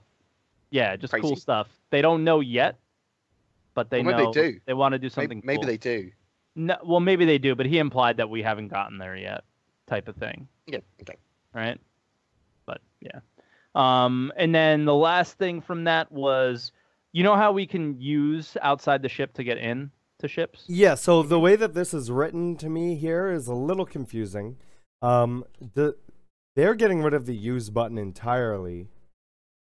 Yeah, correct? but you can. Yeah, but it's being replaced Right. by items 2.0. But yeah, just because it's Loot System 2.0. Inner Thought has been wrapped up into Loot System 2.0, I think, which is meaning that with all these use effects, you have to have a direct line of sight, you have to be within a certain radius, and have a clear path towards the object you want to use, and then you get your contextual menu. So you won't be able to glitch through ships anymore to operate a turret, is basically what's going on. Exactly. So, which kind of sucks too at the same time, because sometimes you can't get into ships. So, like, there's only one way to get in your ship because your ship's spinning around because of some other bug, you know, and the only way to get in is through the glitching part to actually continue playing the game. But at the same time, like, yes, this is way better of a system because people can't glitch into your ships when you're flying them and stuff. So what was funny is one of the engine guys had no idea that that was even possible now. Yes. It was. I thought that was pretty funny. He was like, "Oh, I didn't even know you could do that," and I was like, "Yep, you can. We've been doing it for years now." There was also something mentioned about for like a year. quantum drives as well, saying that there will be some form of skill to quantum drive usage. Yeah, like you can do it in one jump if you're good. I think it's just like the way you line yourself up, right? Yeah, it might be, but but obviously it's not an actual skill-based thing. It's not a number stats thing, but it's an efficiency thing, I think. Yeah, just like everything else, skill-based. Yeah, and then the last bit of stuff we had was the live stream was right before our podcast, the monthly subscriber town hall, and there was a bit of stuff there. They talked about how they can do different atmospheres and I guess make planets look a little bit different, because I think we've seen a lot of Earth-like planets up to this point, right? Where they have blue skies, or not much atmosphere. So they kind of talked about how they have this stuff implemented in where they can make the atmosphere thinner or thicker or different colors. So I thought, and it seems to be simple. So I thought that was just an interesting little note to add in there. But I think the big thing that they talked about, that was a big portion of the show, was the female model and what's holding it back. So there's a couple things, right? It's the animations, because it's a different rig. They're not even done the full animation set for the male character yet. For the male. Let alone start working on the female character. they could make the females the same size and use the same rig, but then the problem is the female then, like, there's certain characteristics and traits that males and females physically have, right? Like, you know, some of our like Teach me about men and women, Saurus. It's birds and the bees time with WTFosaurus. I can't see his face. I can't. Oh my object container system. We're done? We're done with I'm female done models? with it. I'm done with it. It's I'm not ready. done. I'm not done. I'm going to rant a little bit. I went fucking berserk on stream this week about this.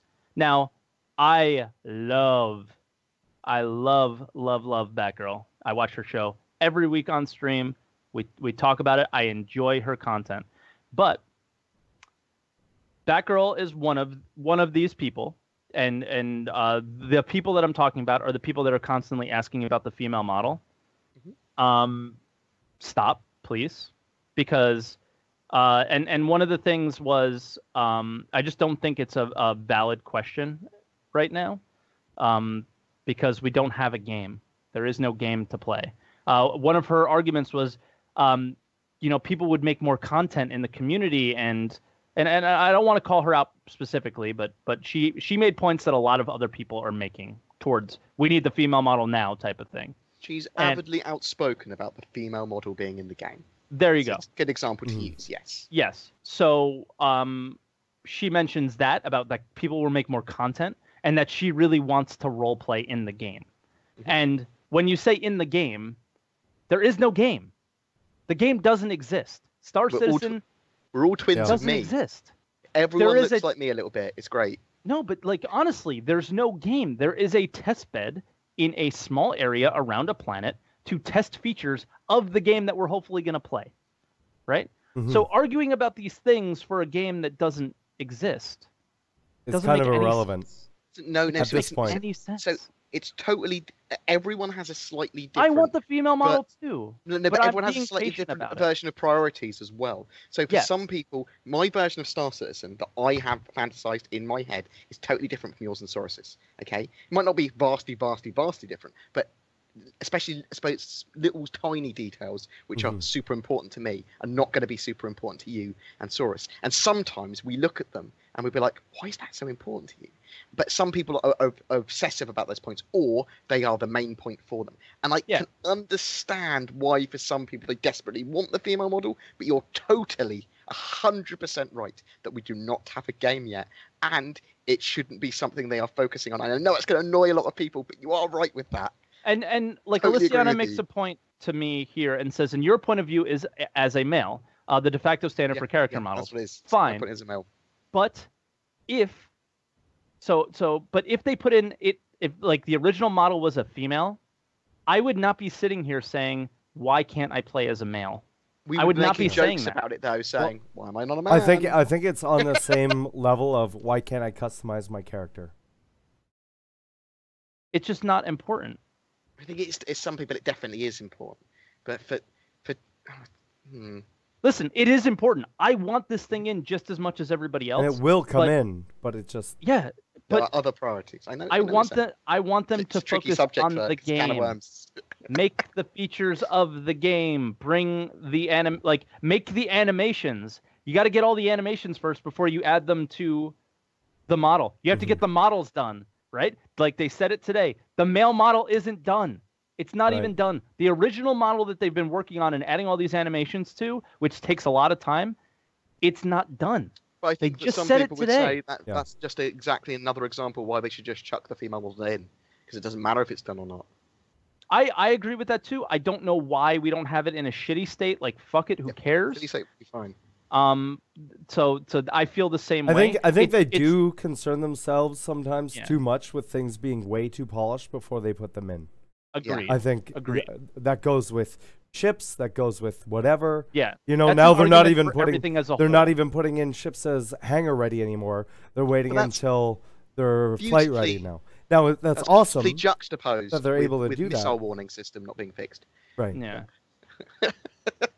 You know, it's But- just for like I get there's an excitement level for people like Sophie's mentioning that in chat and that they just want it in the game.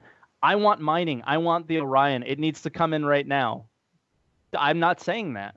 I'm willing. Like it's just about a lot of these things we have to learn how to be a part of the project in a different way. Now I understand about giving constructive criticism to the devs and what they're working on at the current moment. I think that's what we should be doing. I don't think we should be focusing on what features need to come online first. That is not our position to talk about. I don't think that's our position to say what's more important.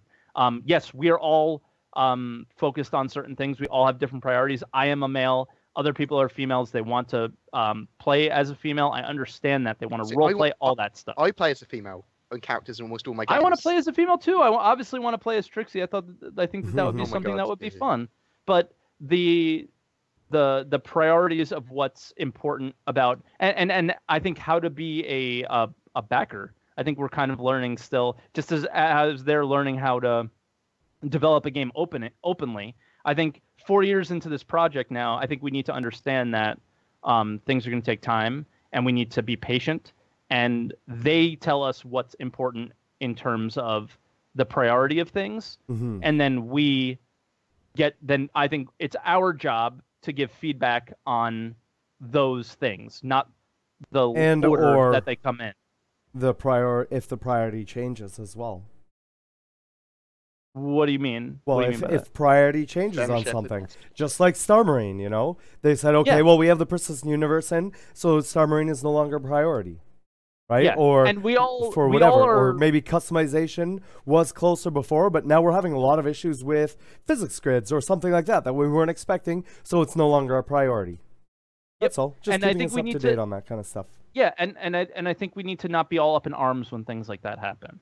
And you know what? The thing is I don't think the majority of people are up in arms when they do say there's something that when they're like, oh, these are what the blockers are. I don't think I've ever heard anybody in my channel say, I can't believe they have this blocker right now. Back when they were talking about blockers, that this is reprehensible. Like, oh, okay.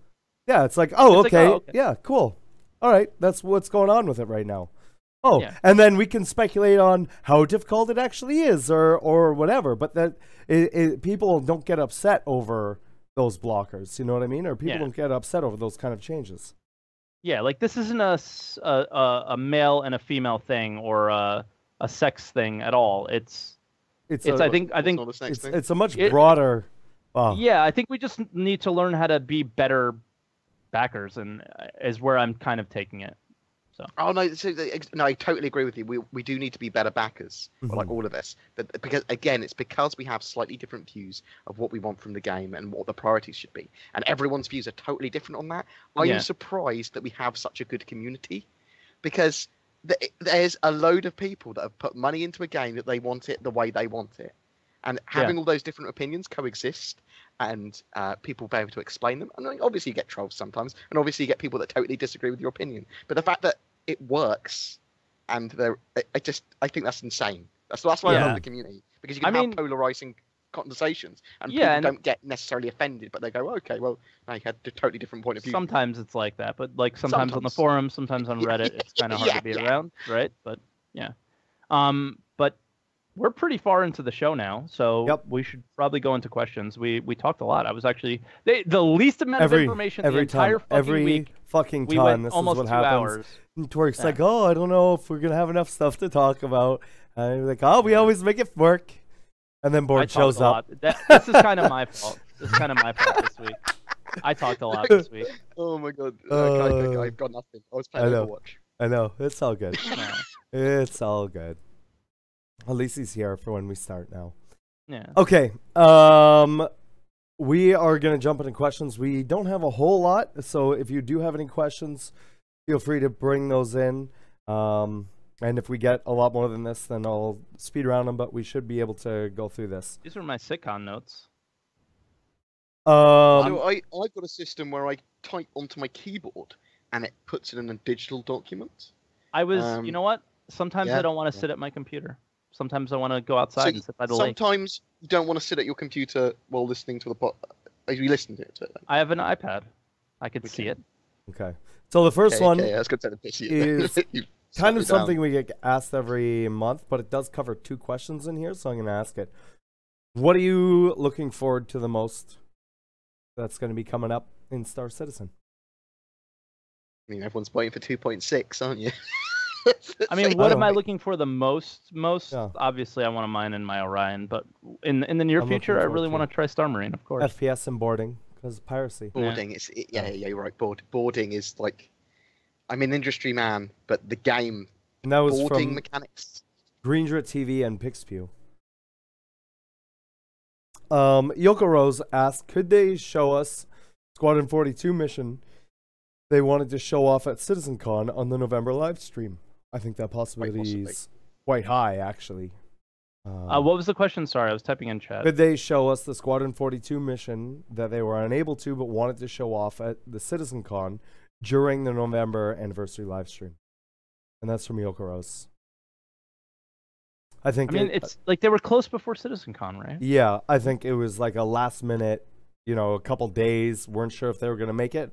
So I think now, especially after they showed that video of how close it actually was, they cut it 2 days before the show. Just like we shouldn't expect things, but it's one of those things. Because of that, I kind of do, because they were so close, and we know they want to show it before the end of the year. Dubs261 asks, hey guys, any idea if there are plans for dedicated electronic warfare ships? Would be nice to be able to interfere with enemy sensors, etc., and even fire rockets filled with chaff to explode halfway between you and your fleet. Your attack craft are heading towards for some extra cover. There are already dedicated. Drake. So they're not incredibly dedicated. They are variants of a hull. Yeah. Mm-hmm. So there's none built with the sole purpose of the hull being an electronic warship. So the Sentinel is close, but it's against. Yeah, I was going to say the Sentinel. The Herald might have some. Herald might have some abilities. But Capital ships may have some abilities. They might have a station for. Yeah, there's no role specific yet. I suspect there will be eventually one that is dedicated for e-warfare. Mm-hmm. True, and maybe that's one of the ships that we'll see this year. Maybe the Eclipse. Yeah. Maybe. Why you choose that one in particular? Because the other one, the Hurricane, doesn't sound like it's going to fuck your sensors. Or maybe it does sound like it's going to fuck your sensors. The Hurricane as well couldn't it? Now. The Tornado. The Fog. The El Nino. Yeah. The Eclipse does sound like you go dark, though, so that makes sense. Yeah. The Eclipse to me sounds like it's the most. But who makes the Eclipse? It's Origin, right? Oh no, it was the Origin 600 on that list that popped up, right? Yeah, never mind. Origins are all number series for the most part. Yeah. So it's the Aegis Eclipse. Our next question is from UberNerd. He asks, with Star Marine coming in 2.6 and an updated Arena Commander, do you think that would be a good idea to have 12v12 battle maps that would include both ships and ground forces like we have in Korea now, but more like what Star Wars Battlefront or PlanetSide 2 offers? What would your suggestion for combined forces type gameplay be? So, I think not in 2.6. I think they should have it. Yeah, I don't think in 2.6. I don't think they should have it until they have the netcode part figured out. And this is first implementation, technically. Yeah. How they want to do. So FPS. Not initially, but eventually, I would like to see combined arms. So good. And there's all kinds of different gameplay you could do with that. And I mean, you could do, and that's sort of what the Persistent Universe is for as well. So is a lot of the combined arms stuff. Not saying that it won't happen in like the Arena Commander or Star Marine sense, but I don't think it's going to come in 2.6. No, and this actually goes into another thing that was at CitCon that I actually didn't write down was they're still not quite sure how they're going to do like ground to space. If they're going to do like huge ground to space weapons and huge weapons that shoot down to planets and stuff like that. They want to, but they obviously want to try and figure it out. Yeah. But. I think everybody know wants if they're them gonna do to, it. but it's just Yeah. Yeah, would be- it's again, it comes down to a priority thing. Like, hey, that would be really sick, but you know, I want a Death Star in the game, right? I just want to blow up planets. But it's not it's a thing that they haven't really figured out if they can do orbital bombardment and things like that. So, yeah, it's all stuff that we'd want in. But how do we? But we don't know if you have to actually enter a planet yet to be able to attack on the ground, and how low do you have to get, and all that kind of stuff. So yes, again, not 2.6, but yeah. sometime after 3.0. I do. I sure hope so. I do expect it to come in eventually. Yeah. He also asks, with interdiction coming, in order to make it more heart pounding, do you think that instead of just having your systems all come back online at the same time automatically, that a pilot would be required to turn all manuals or all modules manually in the correct order, for example, and one at a time after an interdiction or EMP attack? This way, getting restarted would be a race to the finish, and it could be very exciting. I think that's a great way to do that. I think that's a fantastic suggestion. And I think it adds more gameplay for the other stations as well. I think it's a perfect balance to this person targets you, and instead of you knowing how much time they have to get back up, right? The skilled person gets back up quickly and survives the EMP attack, where the unskilled person is going to die every time. I kind of like that, or get damaged or whatever. I like that idea. I think that's a fantastic design idea. I need to see the gameplay for it to be balanced. That sort of stuff. I like the idea. All you really need to see though is that loot system that you were talking about, where you look at an item and you can interact with it, right? So if you're looking, we've seen it before. It doesn't necessarily have to be the right order for me personally, right? But you look at your ship and you turn on certain systems and turn off certain systems. We've seen that demoed before in Bug Smashers. I think we've seen it twice now, right? So all you have to do is turn those things on quickly and bring it in, and it's definitely immersive, which Bearded Panda said in the chat. So I like that idea. Yeah. And his last question here is, do you think they should show more sneak peek type footage of planet design on a weekly basis? Not too much, but just a little bit here and there. If they have it. Yeah, I mean, the thing is, have it? Well, kind of, because if they have even just one planet in there, they could do flyovers of like different areas and whatever, even if it's just for as like a transition or something. How much love did we get from the? I mean, we get a lot for that kind of stuff already. Well, no, from the vision stabilization. The sneak peek of that they put in the newsletter was just amazing. If they could do, I love the sneak peeks they do, but maybe it's because they don't give them all the time that I love them. I would like them all the time. Yeah, I mean, I think we get. I think I'm happy with the sneak peek stuff, and I'm happy with what they're showing in ATV and RTV. I think that the big thing, and we've talked about it extensively, not only on this podcast but multiple, is talking about, you know, some of the stuff that we don't see or why we don't see it yet, and that's going back into the blocker stuff. But in terms of like showing planet design, they just started doing that. So, and I mean, they have been showing that even with the Javelin stuff that they showed. You know, there you can see some more of the sand planet and everything there. So, let's wait and see, I guess. But I feel that if they don't have stuff to show, they could show different parts of the planet, like a different mountain range or something. Who knows? Jamie asks, there's a race called the Kurthak, and all we know is that they're living in a few solar systems as nomads. Bordering only Xi'an, they've been at war with the Xi'an and currently have a very militarized border, and no other race has talked to them. Do you think Spirit Wars, I believe that's called. Yeah, do you think they will just say, no, you can't go here every time you try to jump to their system, Xi'an patrol rocks up and ruins your day? Or do you think they will let you go there and meet a completely unknown race with ships, weapons, goods, culture, etc.? I mean, I think we'll certainly get that eventually. I definitely believe they'll be as developed as any other alien race. Well, maybe not initially, though. Maybe not initially, right? but it's not saying there's no time frame on this. Yeah. So how I look at how they might do it is just like any other system works.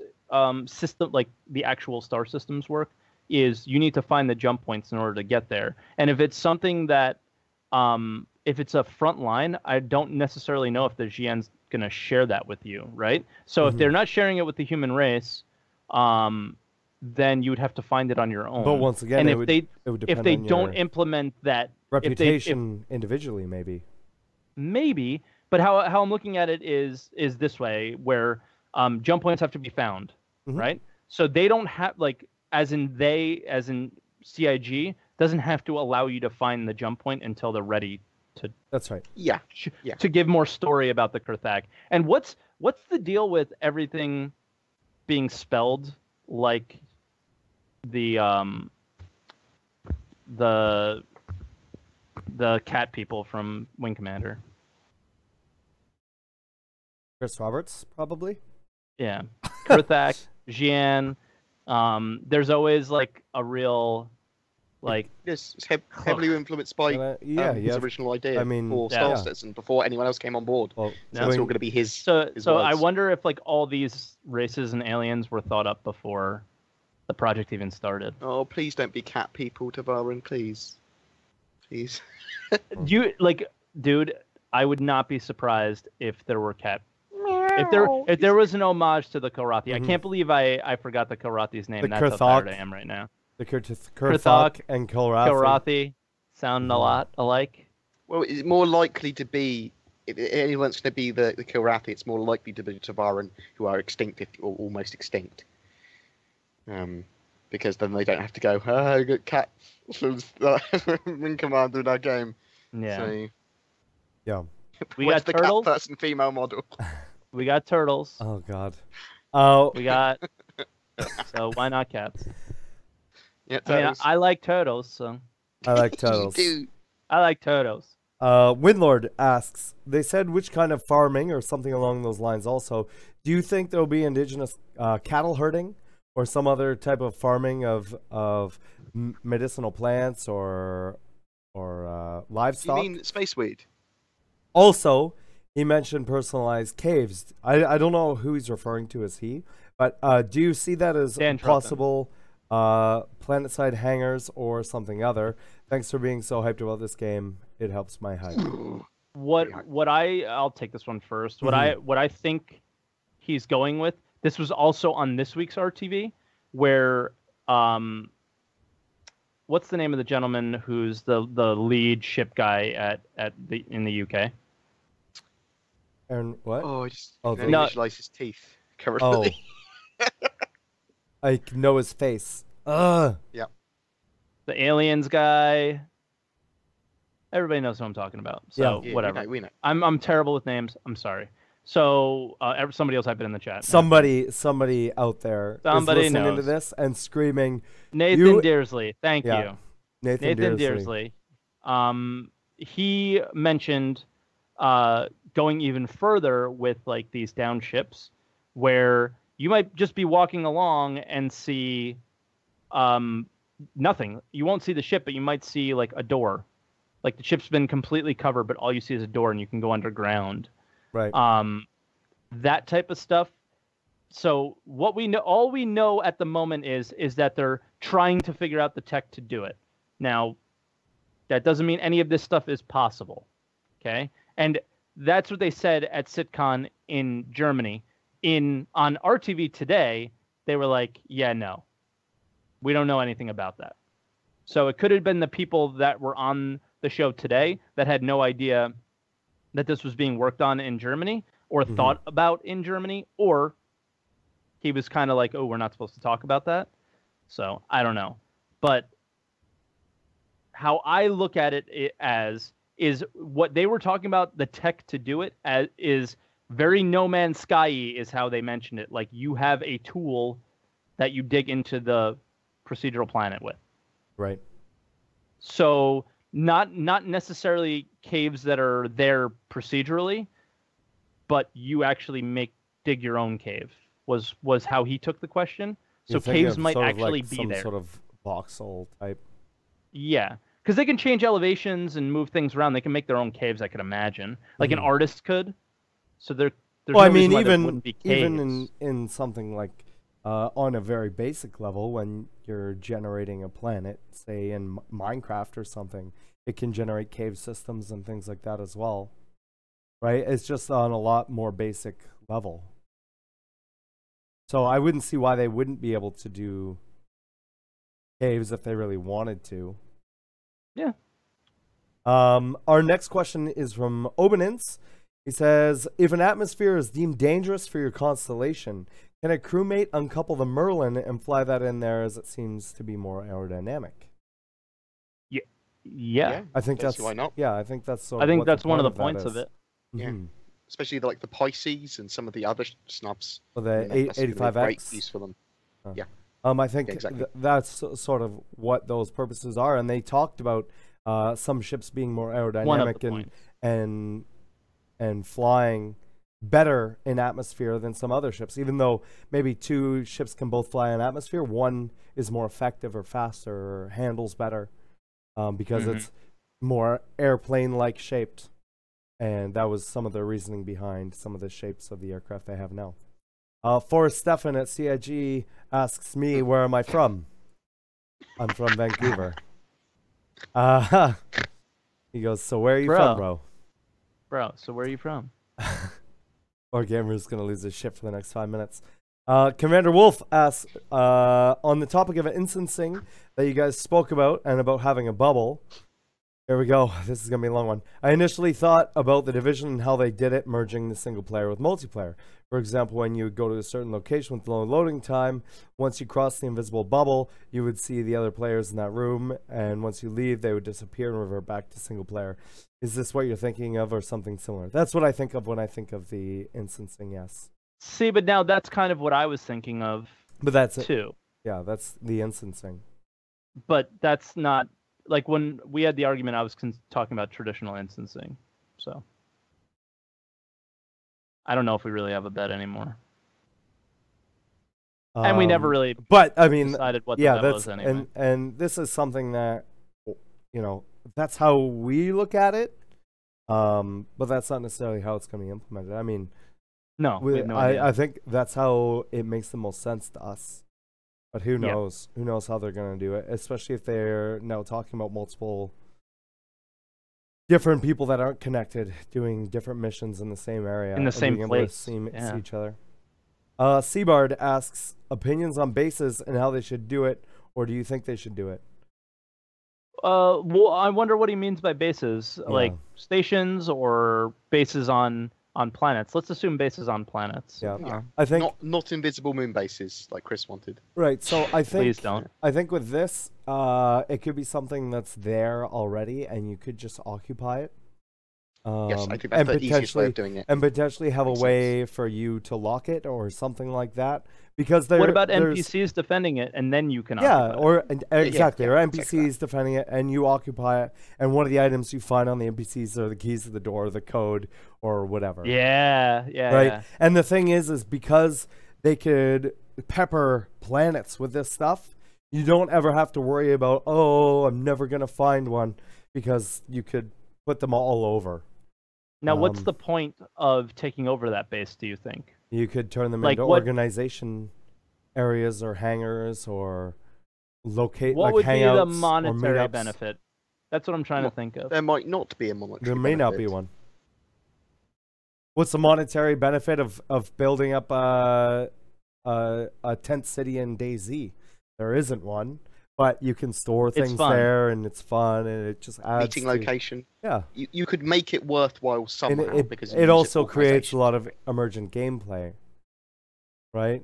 Like, say somebody knows that a lot of the org guys for the pirates are hanging out in this spot, on this planet, you know. And the thing is maybe it's close to somewhere where they can be pirating people. Or whatever. In fact, that's a very good point. For people that are outlaws or have bounties on their heads and don't want to go to stations, that's exactly where they would hide out. They'll get their mates to go and get their loot and stuff and bring them back supplies. And they do missions, but they don't want to go back to any settlements themselves. So, I mean, that actually makes sense to me gameplay-wise, that they might do something like that. I'm So- actually gonna I'm gonna fix the question command in chat because I see a lot of people still just don't get it. If you guys type !question in chat, a link comes up to a form for you guys to fill out. So it's too hard and it's not really fair for us to answer just questions that are scrolling through the chat. So and this works out for the people that are listening on SoundCloud and iTunes and that watch on Board's YouTube channel each week. Is that you can come to either my channel or Saurus's channel, or you can find the link. I don't know if the link is actually in your doc. The link's in every video. Okay, so the link's in every video as well. Podcast. You can ask those questions of us. Like, let's say you guys watch ATV or RTV, and it spawns a question for you to ask us. You can What's the question? you can type that. You can type Multi-dimensional that in our question. channels. Yeah. Yes. You can always go in and ask that question for us as well, so we can have questions lined up before we even start. Yeah, exactly. Awesome. And it's really useful. It's cool. Thank you. Give us questions. We love you. Billsy asks, do you think they will add the profession of a big game trophy hunter, where you can hunt big game like the sandworm and other creatures? I think that's definitely going to be a career. That Oh, people yeah. I think that's taking screenshots. Or like fishing, I don't know if it'll be like, a career, but it'll be a thing people it'll do be for sure. A thing collector you do. stuff. Yeah, like a collector, or there may be, like you guys said, with the spice and stuff like that, there may be rare materials that those creatures have, or... But there's definitely going to, as soon as you have Spectrum. Well, we know there's definitely pets, gonna be we know people- there's going to be fish. As soon as you murder a sandworm, the first thing you do is take a screenshot and send it on Spectrum. There'll be halls dedicated to people killing animals. Definitely. Yeah, People are there monsters. will be people out there that want to play as dentists from Ohio. Why not? Methuselah asks, will terrain and objects on planets be destructible? I don't think so. I think you'll probably be able to mine resources out of them, but those resources will probably respawn later. It depends, I think. If we go back to how, if they do something like a voxel style thing, which is what they've said they wanted to do previously, it is possible that they could do it. I don't think you would ever have it so you could fully destruct a planet, but you could have it so maybe if they do decide to do space to ground combat or something like that, or have some sort of missiles come in, they could put a small crater, like not large, but like a ship-sized crater in the planet, you know, and I've ordered food. Mm. Just seeing when it arrives. Sorry. So I think it's a real possibility, but at this point, I think it's too early to say, and I don't think that it depending on how their tech comes along, we may see it after launch. That was a weird thing. Is they said they had voxel tech already in. Well, they have it. CryEngine. They have it for the asteroids, and the asteroids are definitely going to be voxel tech for the mining and being able to dig through them and fully mine them, like destroy them or have them as a little shell to hide in or whatever. But they said it already came with. It sounded like they said it already came with the base CryEngine. But I guess they have to refine it to do whatever they need. For exactly what they need. I'm not sure if we're going to see it on planets. For me, I mean, I have to wait and see. But the prospector mines planets. How is that going to work? But it will mine under the surface. Doesn't have to mine the surface. We'll drill in. Yeah. Oh, it will drill a hole, and all you'll see is a hole that it left behind. Okay. Retro Games Addict asks BoredGamer, do you think there's an opportunity for video creators like yourself to provide video content in-game through the MobiGlass? If it was, would you produce content for this? Doesn't WTFosaurus and Torque17 make video content as well? This question is for BoredGamer. There's only fucking one guy. One guy here. This is for BoredGamer. It's a one-man show. One-man show here, guys. Oh my god. Yeah, it would be better if it was a one-man show. I do agree to work. One less, man. Oh wow, he's so cool. Whoa! Oh my shit. Yeah, so I do think that integrated Spectrum thing will allow you to share videos and be able to and screenshots or whatever. Photos. Yeah, and probably be able to browse the internet from in-game. So That'd I assume. sweet. So I think you'll probably be able to consume content. I also think that some of the vehicles like the Mako news van and stuff may be slightly more geared towards doing more sharing of video in game as well. But we'll have to wait and see. Might not. Who knows? Dylan Darius for Twerk17. Well, apparently this is a one-man show. It's a one-man show, boys. How do you think how do you think they're going to make some of these lore-based planets that have things like famous 500-foot tidal waves, etc.? From an engine point of view, some of these planets sound pretty crazy and awesome. I think like a 500-foot thing like that, they'll just scrap and they'll take it out of the lore. They've done stuff like that before, right? Mm-hmm. They've gone back to the lore and made sure it was all gone.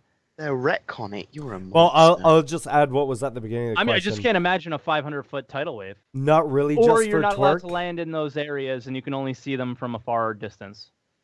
Not really, just for twerk, but I wanted to make sure he got a question.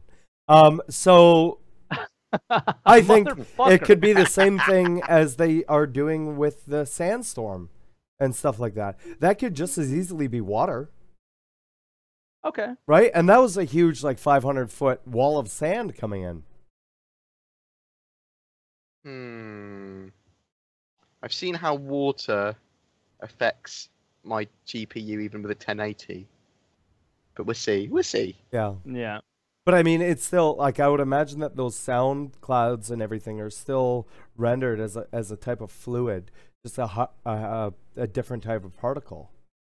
So maybe. Yeah, maybe. But it does sound awesome.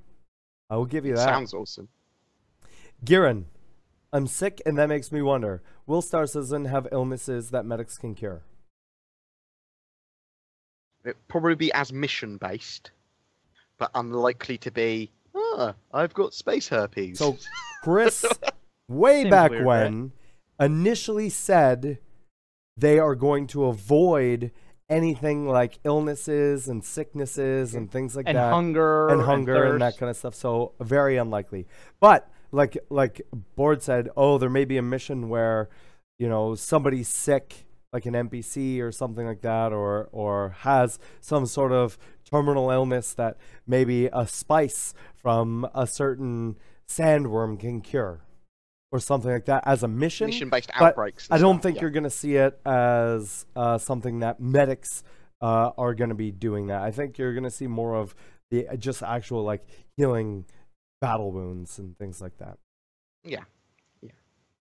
Wizaflu asks, do you think CIG will license StarEngine to other devs to help manage Star Citizen and support new CIG games?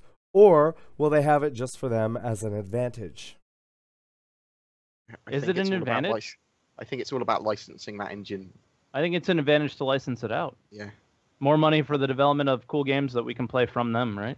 They want to have full modding sets. Yeah, what if somebody wants to make a- something cooler than Red Dead Redemption, and they want to do a whole Western game and want to use CryEngine for it? Yeah. Why not? Like, And it would it's a be fucking solar system. that opportunity. It's a galaxy Zeus, simulator. going back to the sick question, Zeus actually made a pretty good point. Now, this is a Tony Z going off crazy thing, probably, but in the Starliner doc, it said that passengers could get sick during the voyage, and you would have to, like, as a flight attendant, spend time to make sure that it didn't get other people sick. Right. I imagine that would still be dedicated to NPCs, though. Okay. I don't think that will go over to people. Gotcha. Hell's Havoc, Triple X asks, Ben mentioned that the community got one of the names of the ships wrong on the infamous whiteboard leak.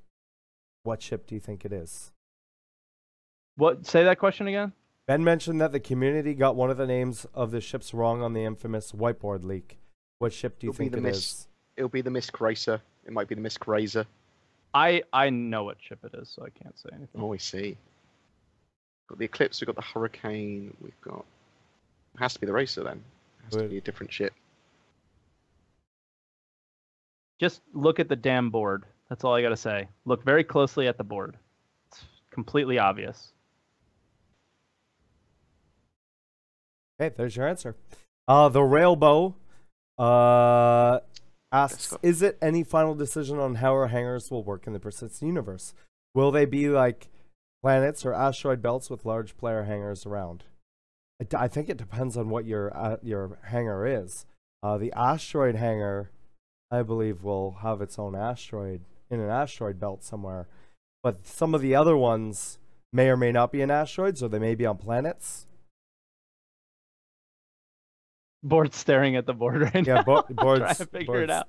taking a- Anvil Hurricane, Origin 600. I think it says Banu Merchantman. Spell merchantman. Banu. It hasn't got enough letters to be Merchantman.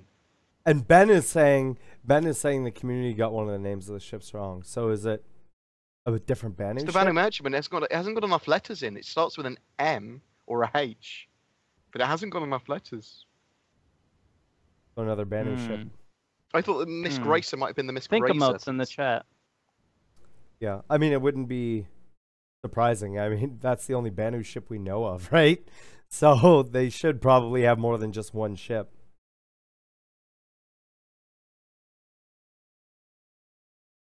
Somebody CSI that and figure out what that says. Yeah.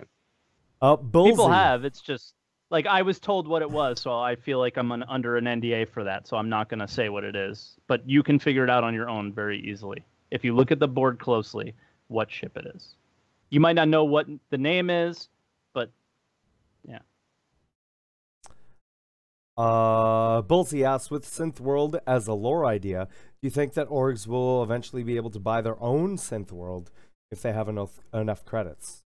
What's a synth world? So the Synth World is what almost bankrupted the UEE. Yeah.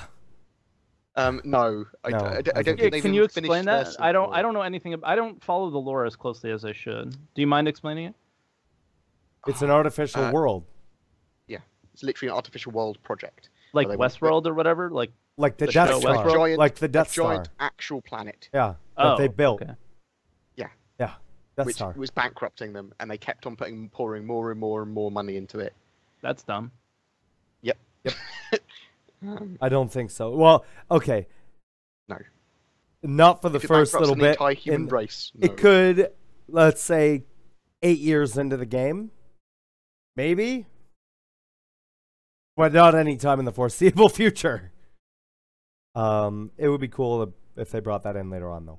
Yeah. Chaotic Erlond asks, do you guys think they should remove Armistice Zone and allow players to defend Crusader and Grimhex from spawn campers? Like allow battery turrets to get people adjusted to fighting in turrets for large cruisers.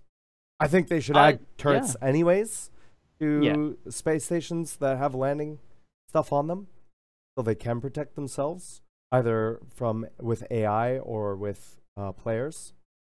I think it would be cool. Board agrees as well. I We're agree. still trying to figure it out. he's- I've ruined he's- the fucking yeah. podcast. I'm so sorry.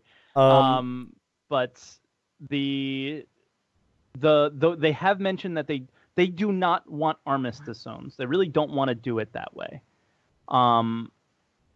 They want there to be.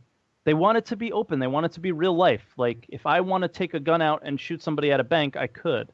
Mm-hmm. But there's going to be consequences when that thing happens, and that's not necessarily a system that's going to be in the game, but this was mentioned by Lando, I think, was something like that, and it was mentioned at some point on on some shows that, and it was mentioned by more than Lando, but I just remember Lando speaking on this specifically. Is they want to simulate as much as possible, so armistice zones aren't real life.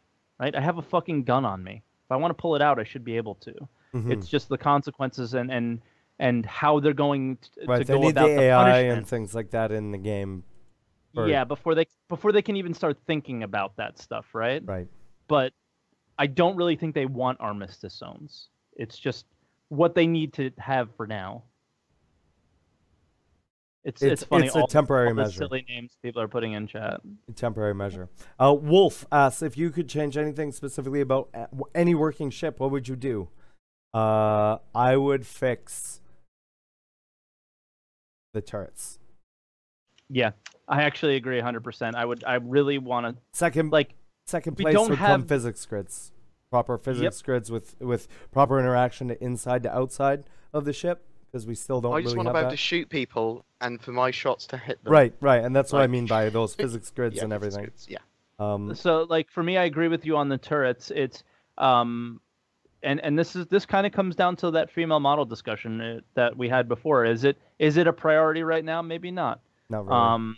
it could be, it couldn't be, but for me, the thing that I kind of really would like to see changed on all ships personally is that, because when I go to play, what I enjoy the most is multi-crew gameplay, and since we don't have true multi-crew stations yet, the only true station that we have that is fully functioning is a turret. So I would love to see that work a little better, personally. No, I agree. Do you want to put 10 minutes on the raffle? And just a reminder, guys, !ModMike, make sure you're following everybody's channel. BoredGamer has a Twitch channel now as well, so you can go follow him so we can there. actually say that. Yep. So follow myself, Twerk, Bored, on Twitch. Type in !ModMike. Is that the command? Yes, for the giveaway. For your unidimensional mod mic. Unidirectional. It only exists in one dimension, though, so it is correct. True. It is true. As far as we know. It is not a multi-dimensional mod mic that we are aware of. Yeah. Although No. I don't think people know if inanimate objects can become multi-dimensional, or maybe they automatically already are. Because maybe they already are. Yeah. Because they don't experience time. Do you think we will see a solar system with a Dyson sphere? Asked by Lord Creo. What's a Dyson sphere?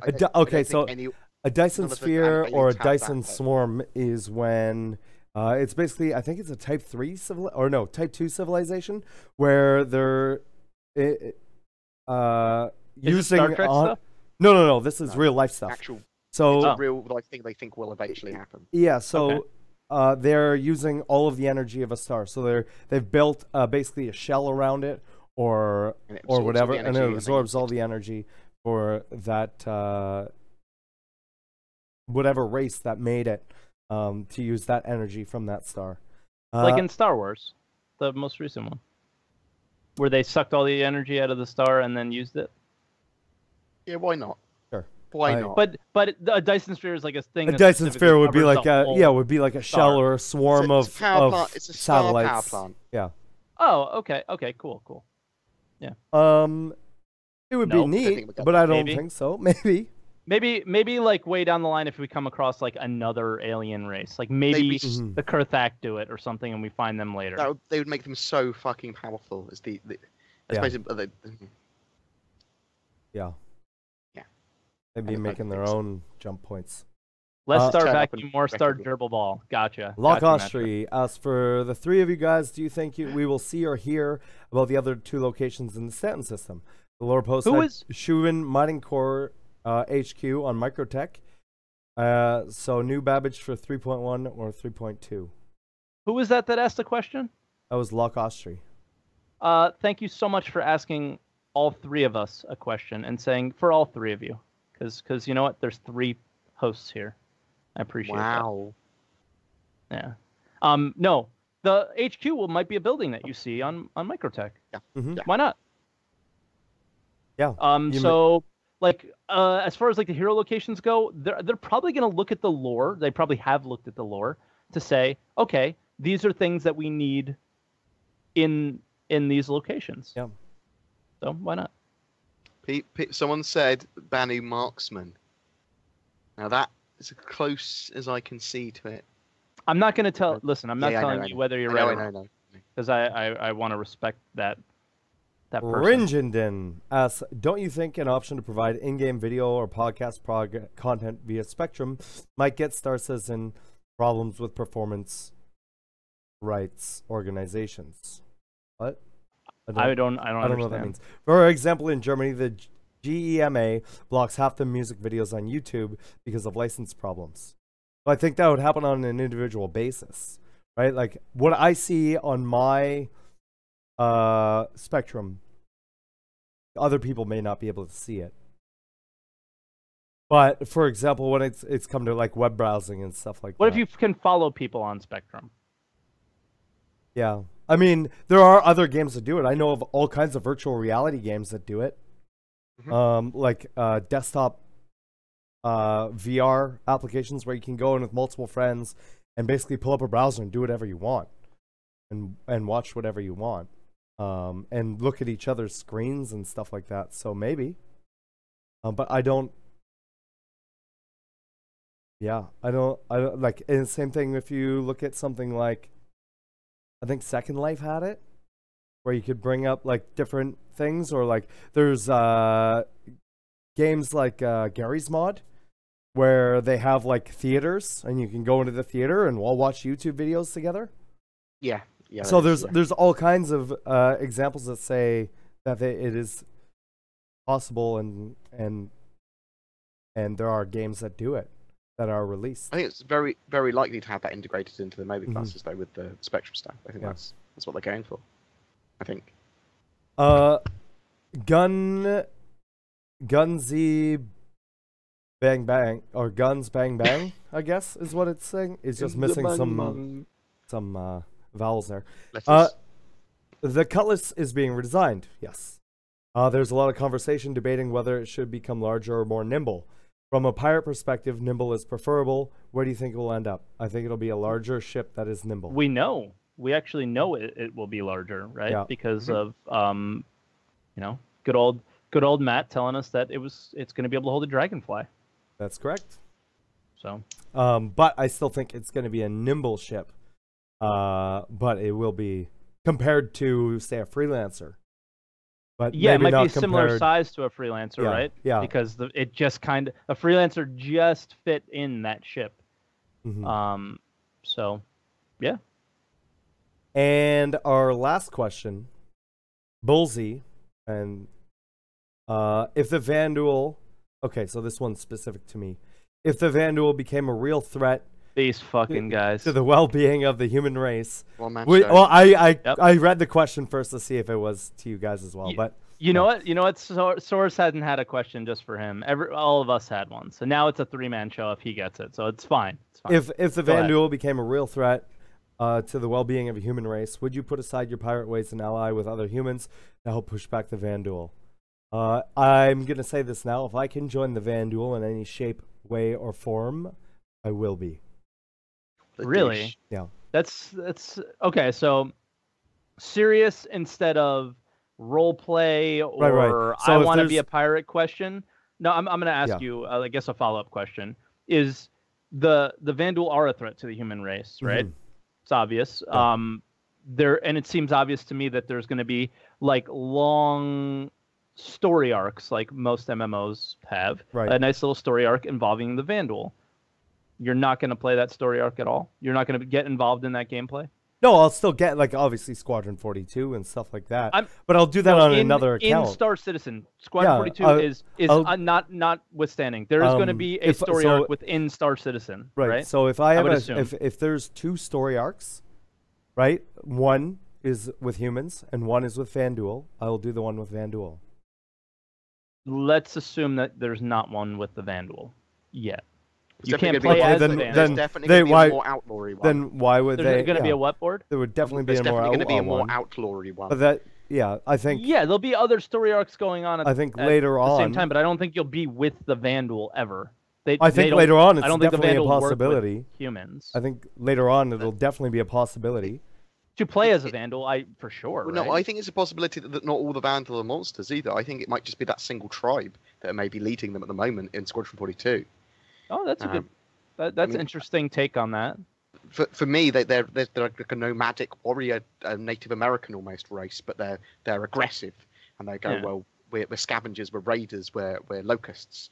I mean, and it sort of seems like Source's gameplay is that style of gameplay, right? That's the kind of gameplay he wants to play. For me, if the human race is getting battered, that's the best time for a pirate to go pirating. Yeah. Because the humans are weaker. They can go, well, the security's weaker in all the systems.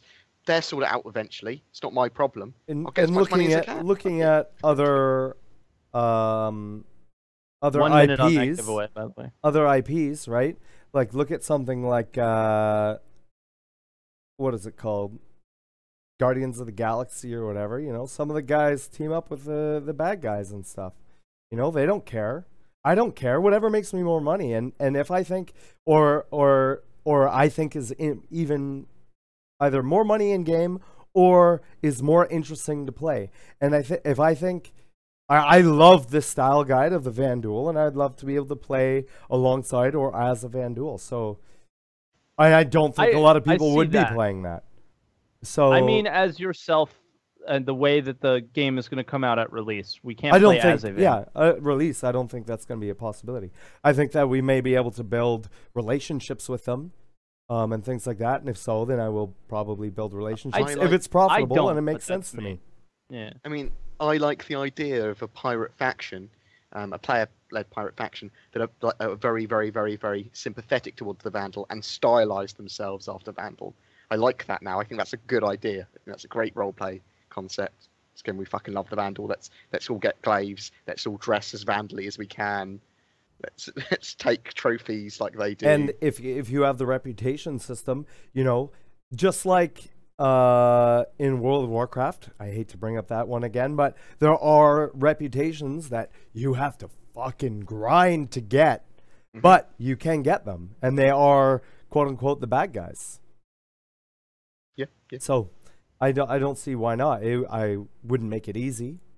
It would be, I would imagine it'd be a long grind to get their trust and everything like that, and it could be something added later on in the game, but I think it would be really interesting. Southern Jumper, and we have 2 questions left. I'm not going to be taking any more than this, so guys, don't add any more, please.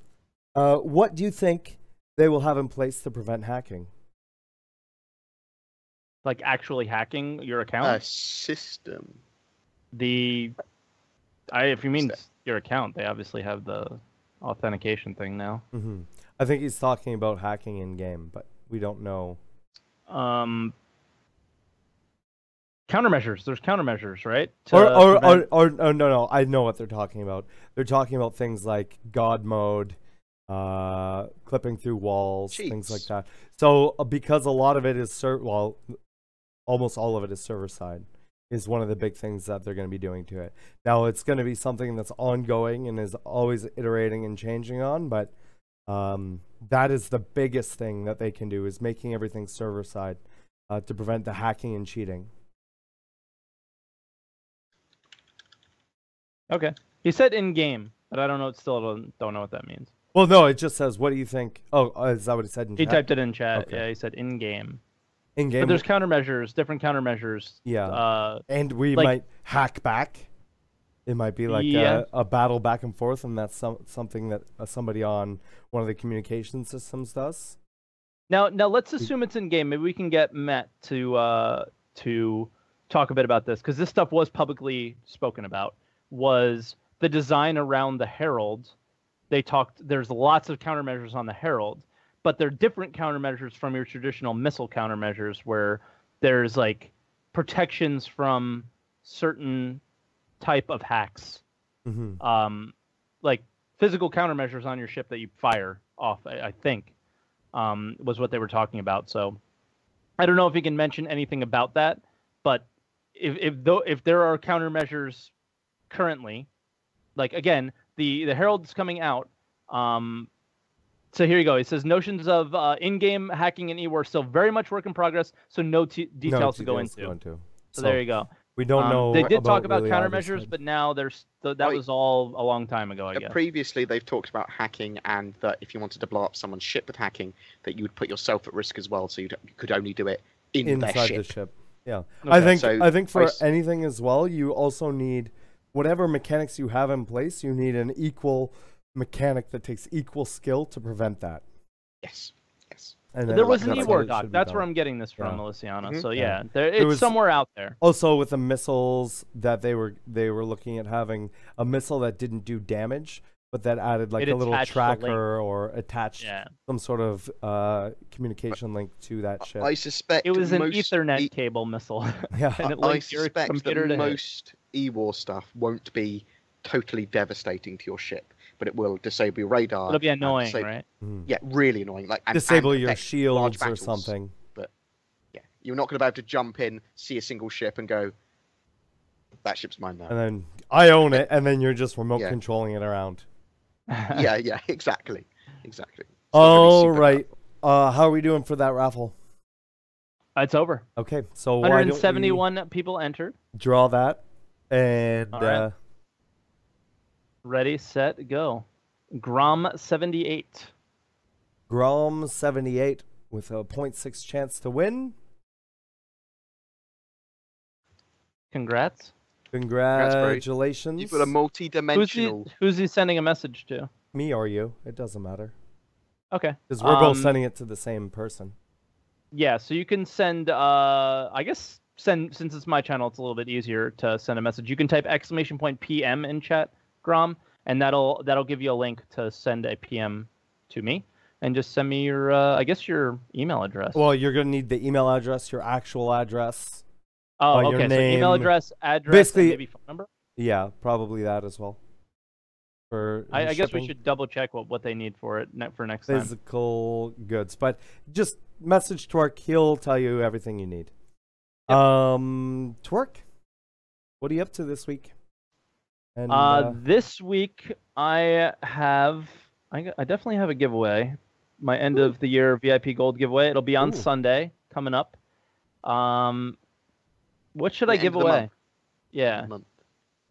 Did I say end of the week? End of the month. Yeah. Giveaway. What should I give away? Like $200. $200. Terrapin? You got one? Nah, I don't have one. Polaris. Like $200. 3 Polarises. Polarises for everyone in chat Saber? who types in gray face no space. I'm thinking about doing so. Okay, so I hit 10,000 followers. Maybe I'll do something like a lot of ships that add up to 200, and we'll do a bunch of giveaways. I think that's what I'm going to do on Sunday. But they're all going to be VIP Gold to enter. Yeah. I think that's what I'm going to do. I think we're going to do it a little different this month because we're doing something big. I'm going to win every single one. I was going to wait for 2.6 to come out, but since we have no clue and they're not really sharing anything, and that Bug Smashers looked like it was a little farther away than I was expecting it. Yeah. I don't think just like animations are like they take a while, it seems. So I think I'm gonna give away multiple ships. Awesome. And where can people find you? You can find me here on twitch.tv/Twerk17. I'm definitely gonna stick to more Star Citizen this week. And you can also find me on Twitter @Twerk17Gaming. On YouTube @Twerk17Gaming, and Snapchat if you want to see what I cook. That's pretty much what I put up on Snapchat. Oh, shit, guys, he doesn't wear any pants in his snaps, guys. No pants allowed in Twerk's But like and every sometimes time I you can cook see something, Trixie's butt.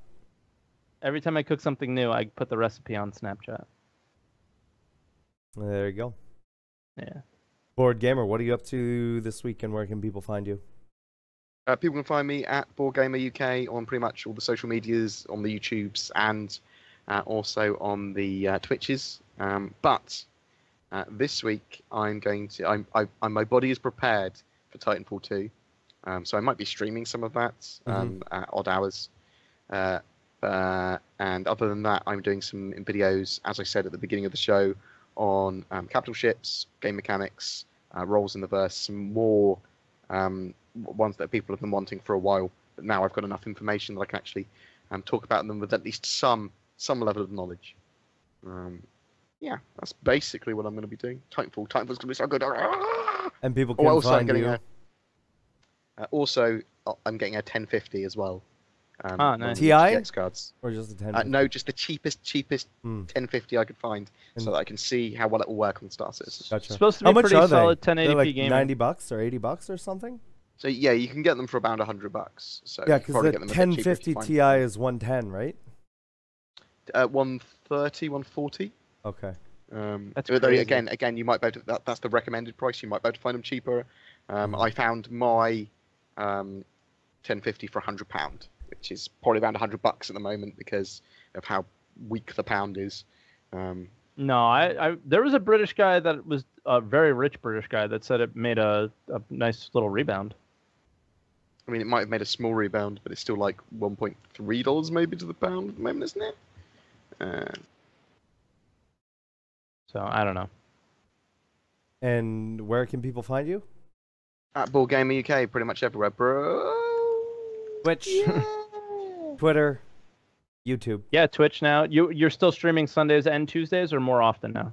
Sundays and Tuesdays definitely for Star Citizen, but also other days of the week for when you're just feeling it. Terraria, Titanfall 2, whatever. Yeah. Some form of multiplayer game. with other people that will also be in my chat. Because my friends are idiots, as you'll see anytime you see me streaming with them. They're not like the quality content creators that I know from YouTube. Have you streamed more often? Like, how many times did you stream this week? 3 or 4. So, how does it feel to be a streamer in the sense that every time you game, people are watching, you're entertaining, you have to kind of be? No, so the games that I do that aren't Star Citizen are literally going to be me playing a game, and you can fucking deal with it. Okay. So I will I will talk to the chat, and I will chat, but I'm playing a game, and it's going to be chill out. So, until I get ragey at the game, because I don't. Yeah, I just don't know how you feel, Source, but sometimes I feel like the only time I play games is on stream, and it was 100% actually the only time I play games. Yeah, and it was kind of it felt good to just play a game I felt like playing that doesn't necessarily stream well. And I just played a game that I wanted to play, and I just chilled out and played Stellaris by myself, and it was nice. So my idea is, because I get quite bored not being social, and I've got my mates, but sometimes I want to stream as well. Sometimes I want to talk to those other people online, and I want to connect with my audience. But at the same time, I like the idea of people seeing me in my natural habitat when I game. So like I'm playing Terraria. You guys can watch me play Terraria if I'll talk, but it's very much me playing a game, and you're just there. Deal with it. Yeah, I think it's cool. But I've thought about doing night streams like that too. I probably will in the future. Just pop in and hang out, play games. Totally. I'm just gonna do it randomly. Whatever I feel like playing. Yeah. Cool. Saurus, where can we find you? What you up to this week I'm gonna be playing some Star Citizen. I'm thinking about. I think I may start doing a nighttime stream of Call of Duty. When does Call of Duty November come out? Like 4th. A couple weeks. November 4th? Yeah. Oh shit. Yeah. Okay. So it's pretty soon. I'm definitely playing Call of Duty on stream. Yeah, so I want to play that. I want to see, for those of you that are interested, it's not going to be during my normal time. It'll be on a different time, and I'm just going to see if I like it or not. I haven't played a game like that in quite a long time. Other than that, like I said, I still have that DX Racer giveaway happening. You can go into my chat and type !DXR for that. And we still have that goal that if we hit 1,500 subscribers, that I will be giving away a 1080. And I may pick up I'll add to that right now. That I'll do a 1080, and I'll add a smaller card as well. So there'll be a runner-up as well for that. I'm going to be streaming right after this. You can find me on twitch.tv/WTFasaurus and on Twitter at WTFasaurus. We actually have a Constellation game package with Squadron 42 I'm going to be giving away as soon as I go live. Yeah. I think that's about it for me. Obviously, we do have the shirts for Redacted. Yes. You can, I don't know what the command is in your chat. Bring the link up. Our store, I'll put it up. There we go. !our store in chat, or there's a link below the video because I know Board's going to throw one there. For our t-shirts, we have both one that says the Star Citizen Community and one that just says Redacted. We also have a Patreon. We're currently sitting at $140 a month, and this helps towards the podcast and the website and all kinds of other stuff. And it is greatly, greatly appreciated. Thank you so much, everybody, for all your support. Seriously, it's me and my brother are working really, really hard on the website, and it's gonna help. Yeah, a lot. Twerk's taken the lead with the current website stuff. Yeah, so if you haven't noticed, I haven't done info runners in a couple weeks. It's because I haven't had time. Yeah. Because I've been doing that stuff. And you can find that at patreon.com/redactedtv. And we will see you guys next Wednesday for another episode of Redacted. Until then, we'll see you later. Have a great one, everybody. See you in the best, guys.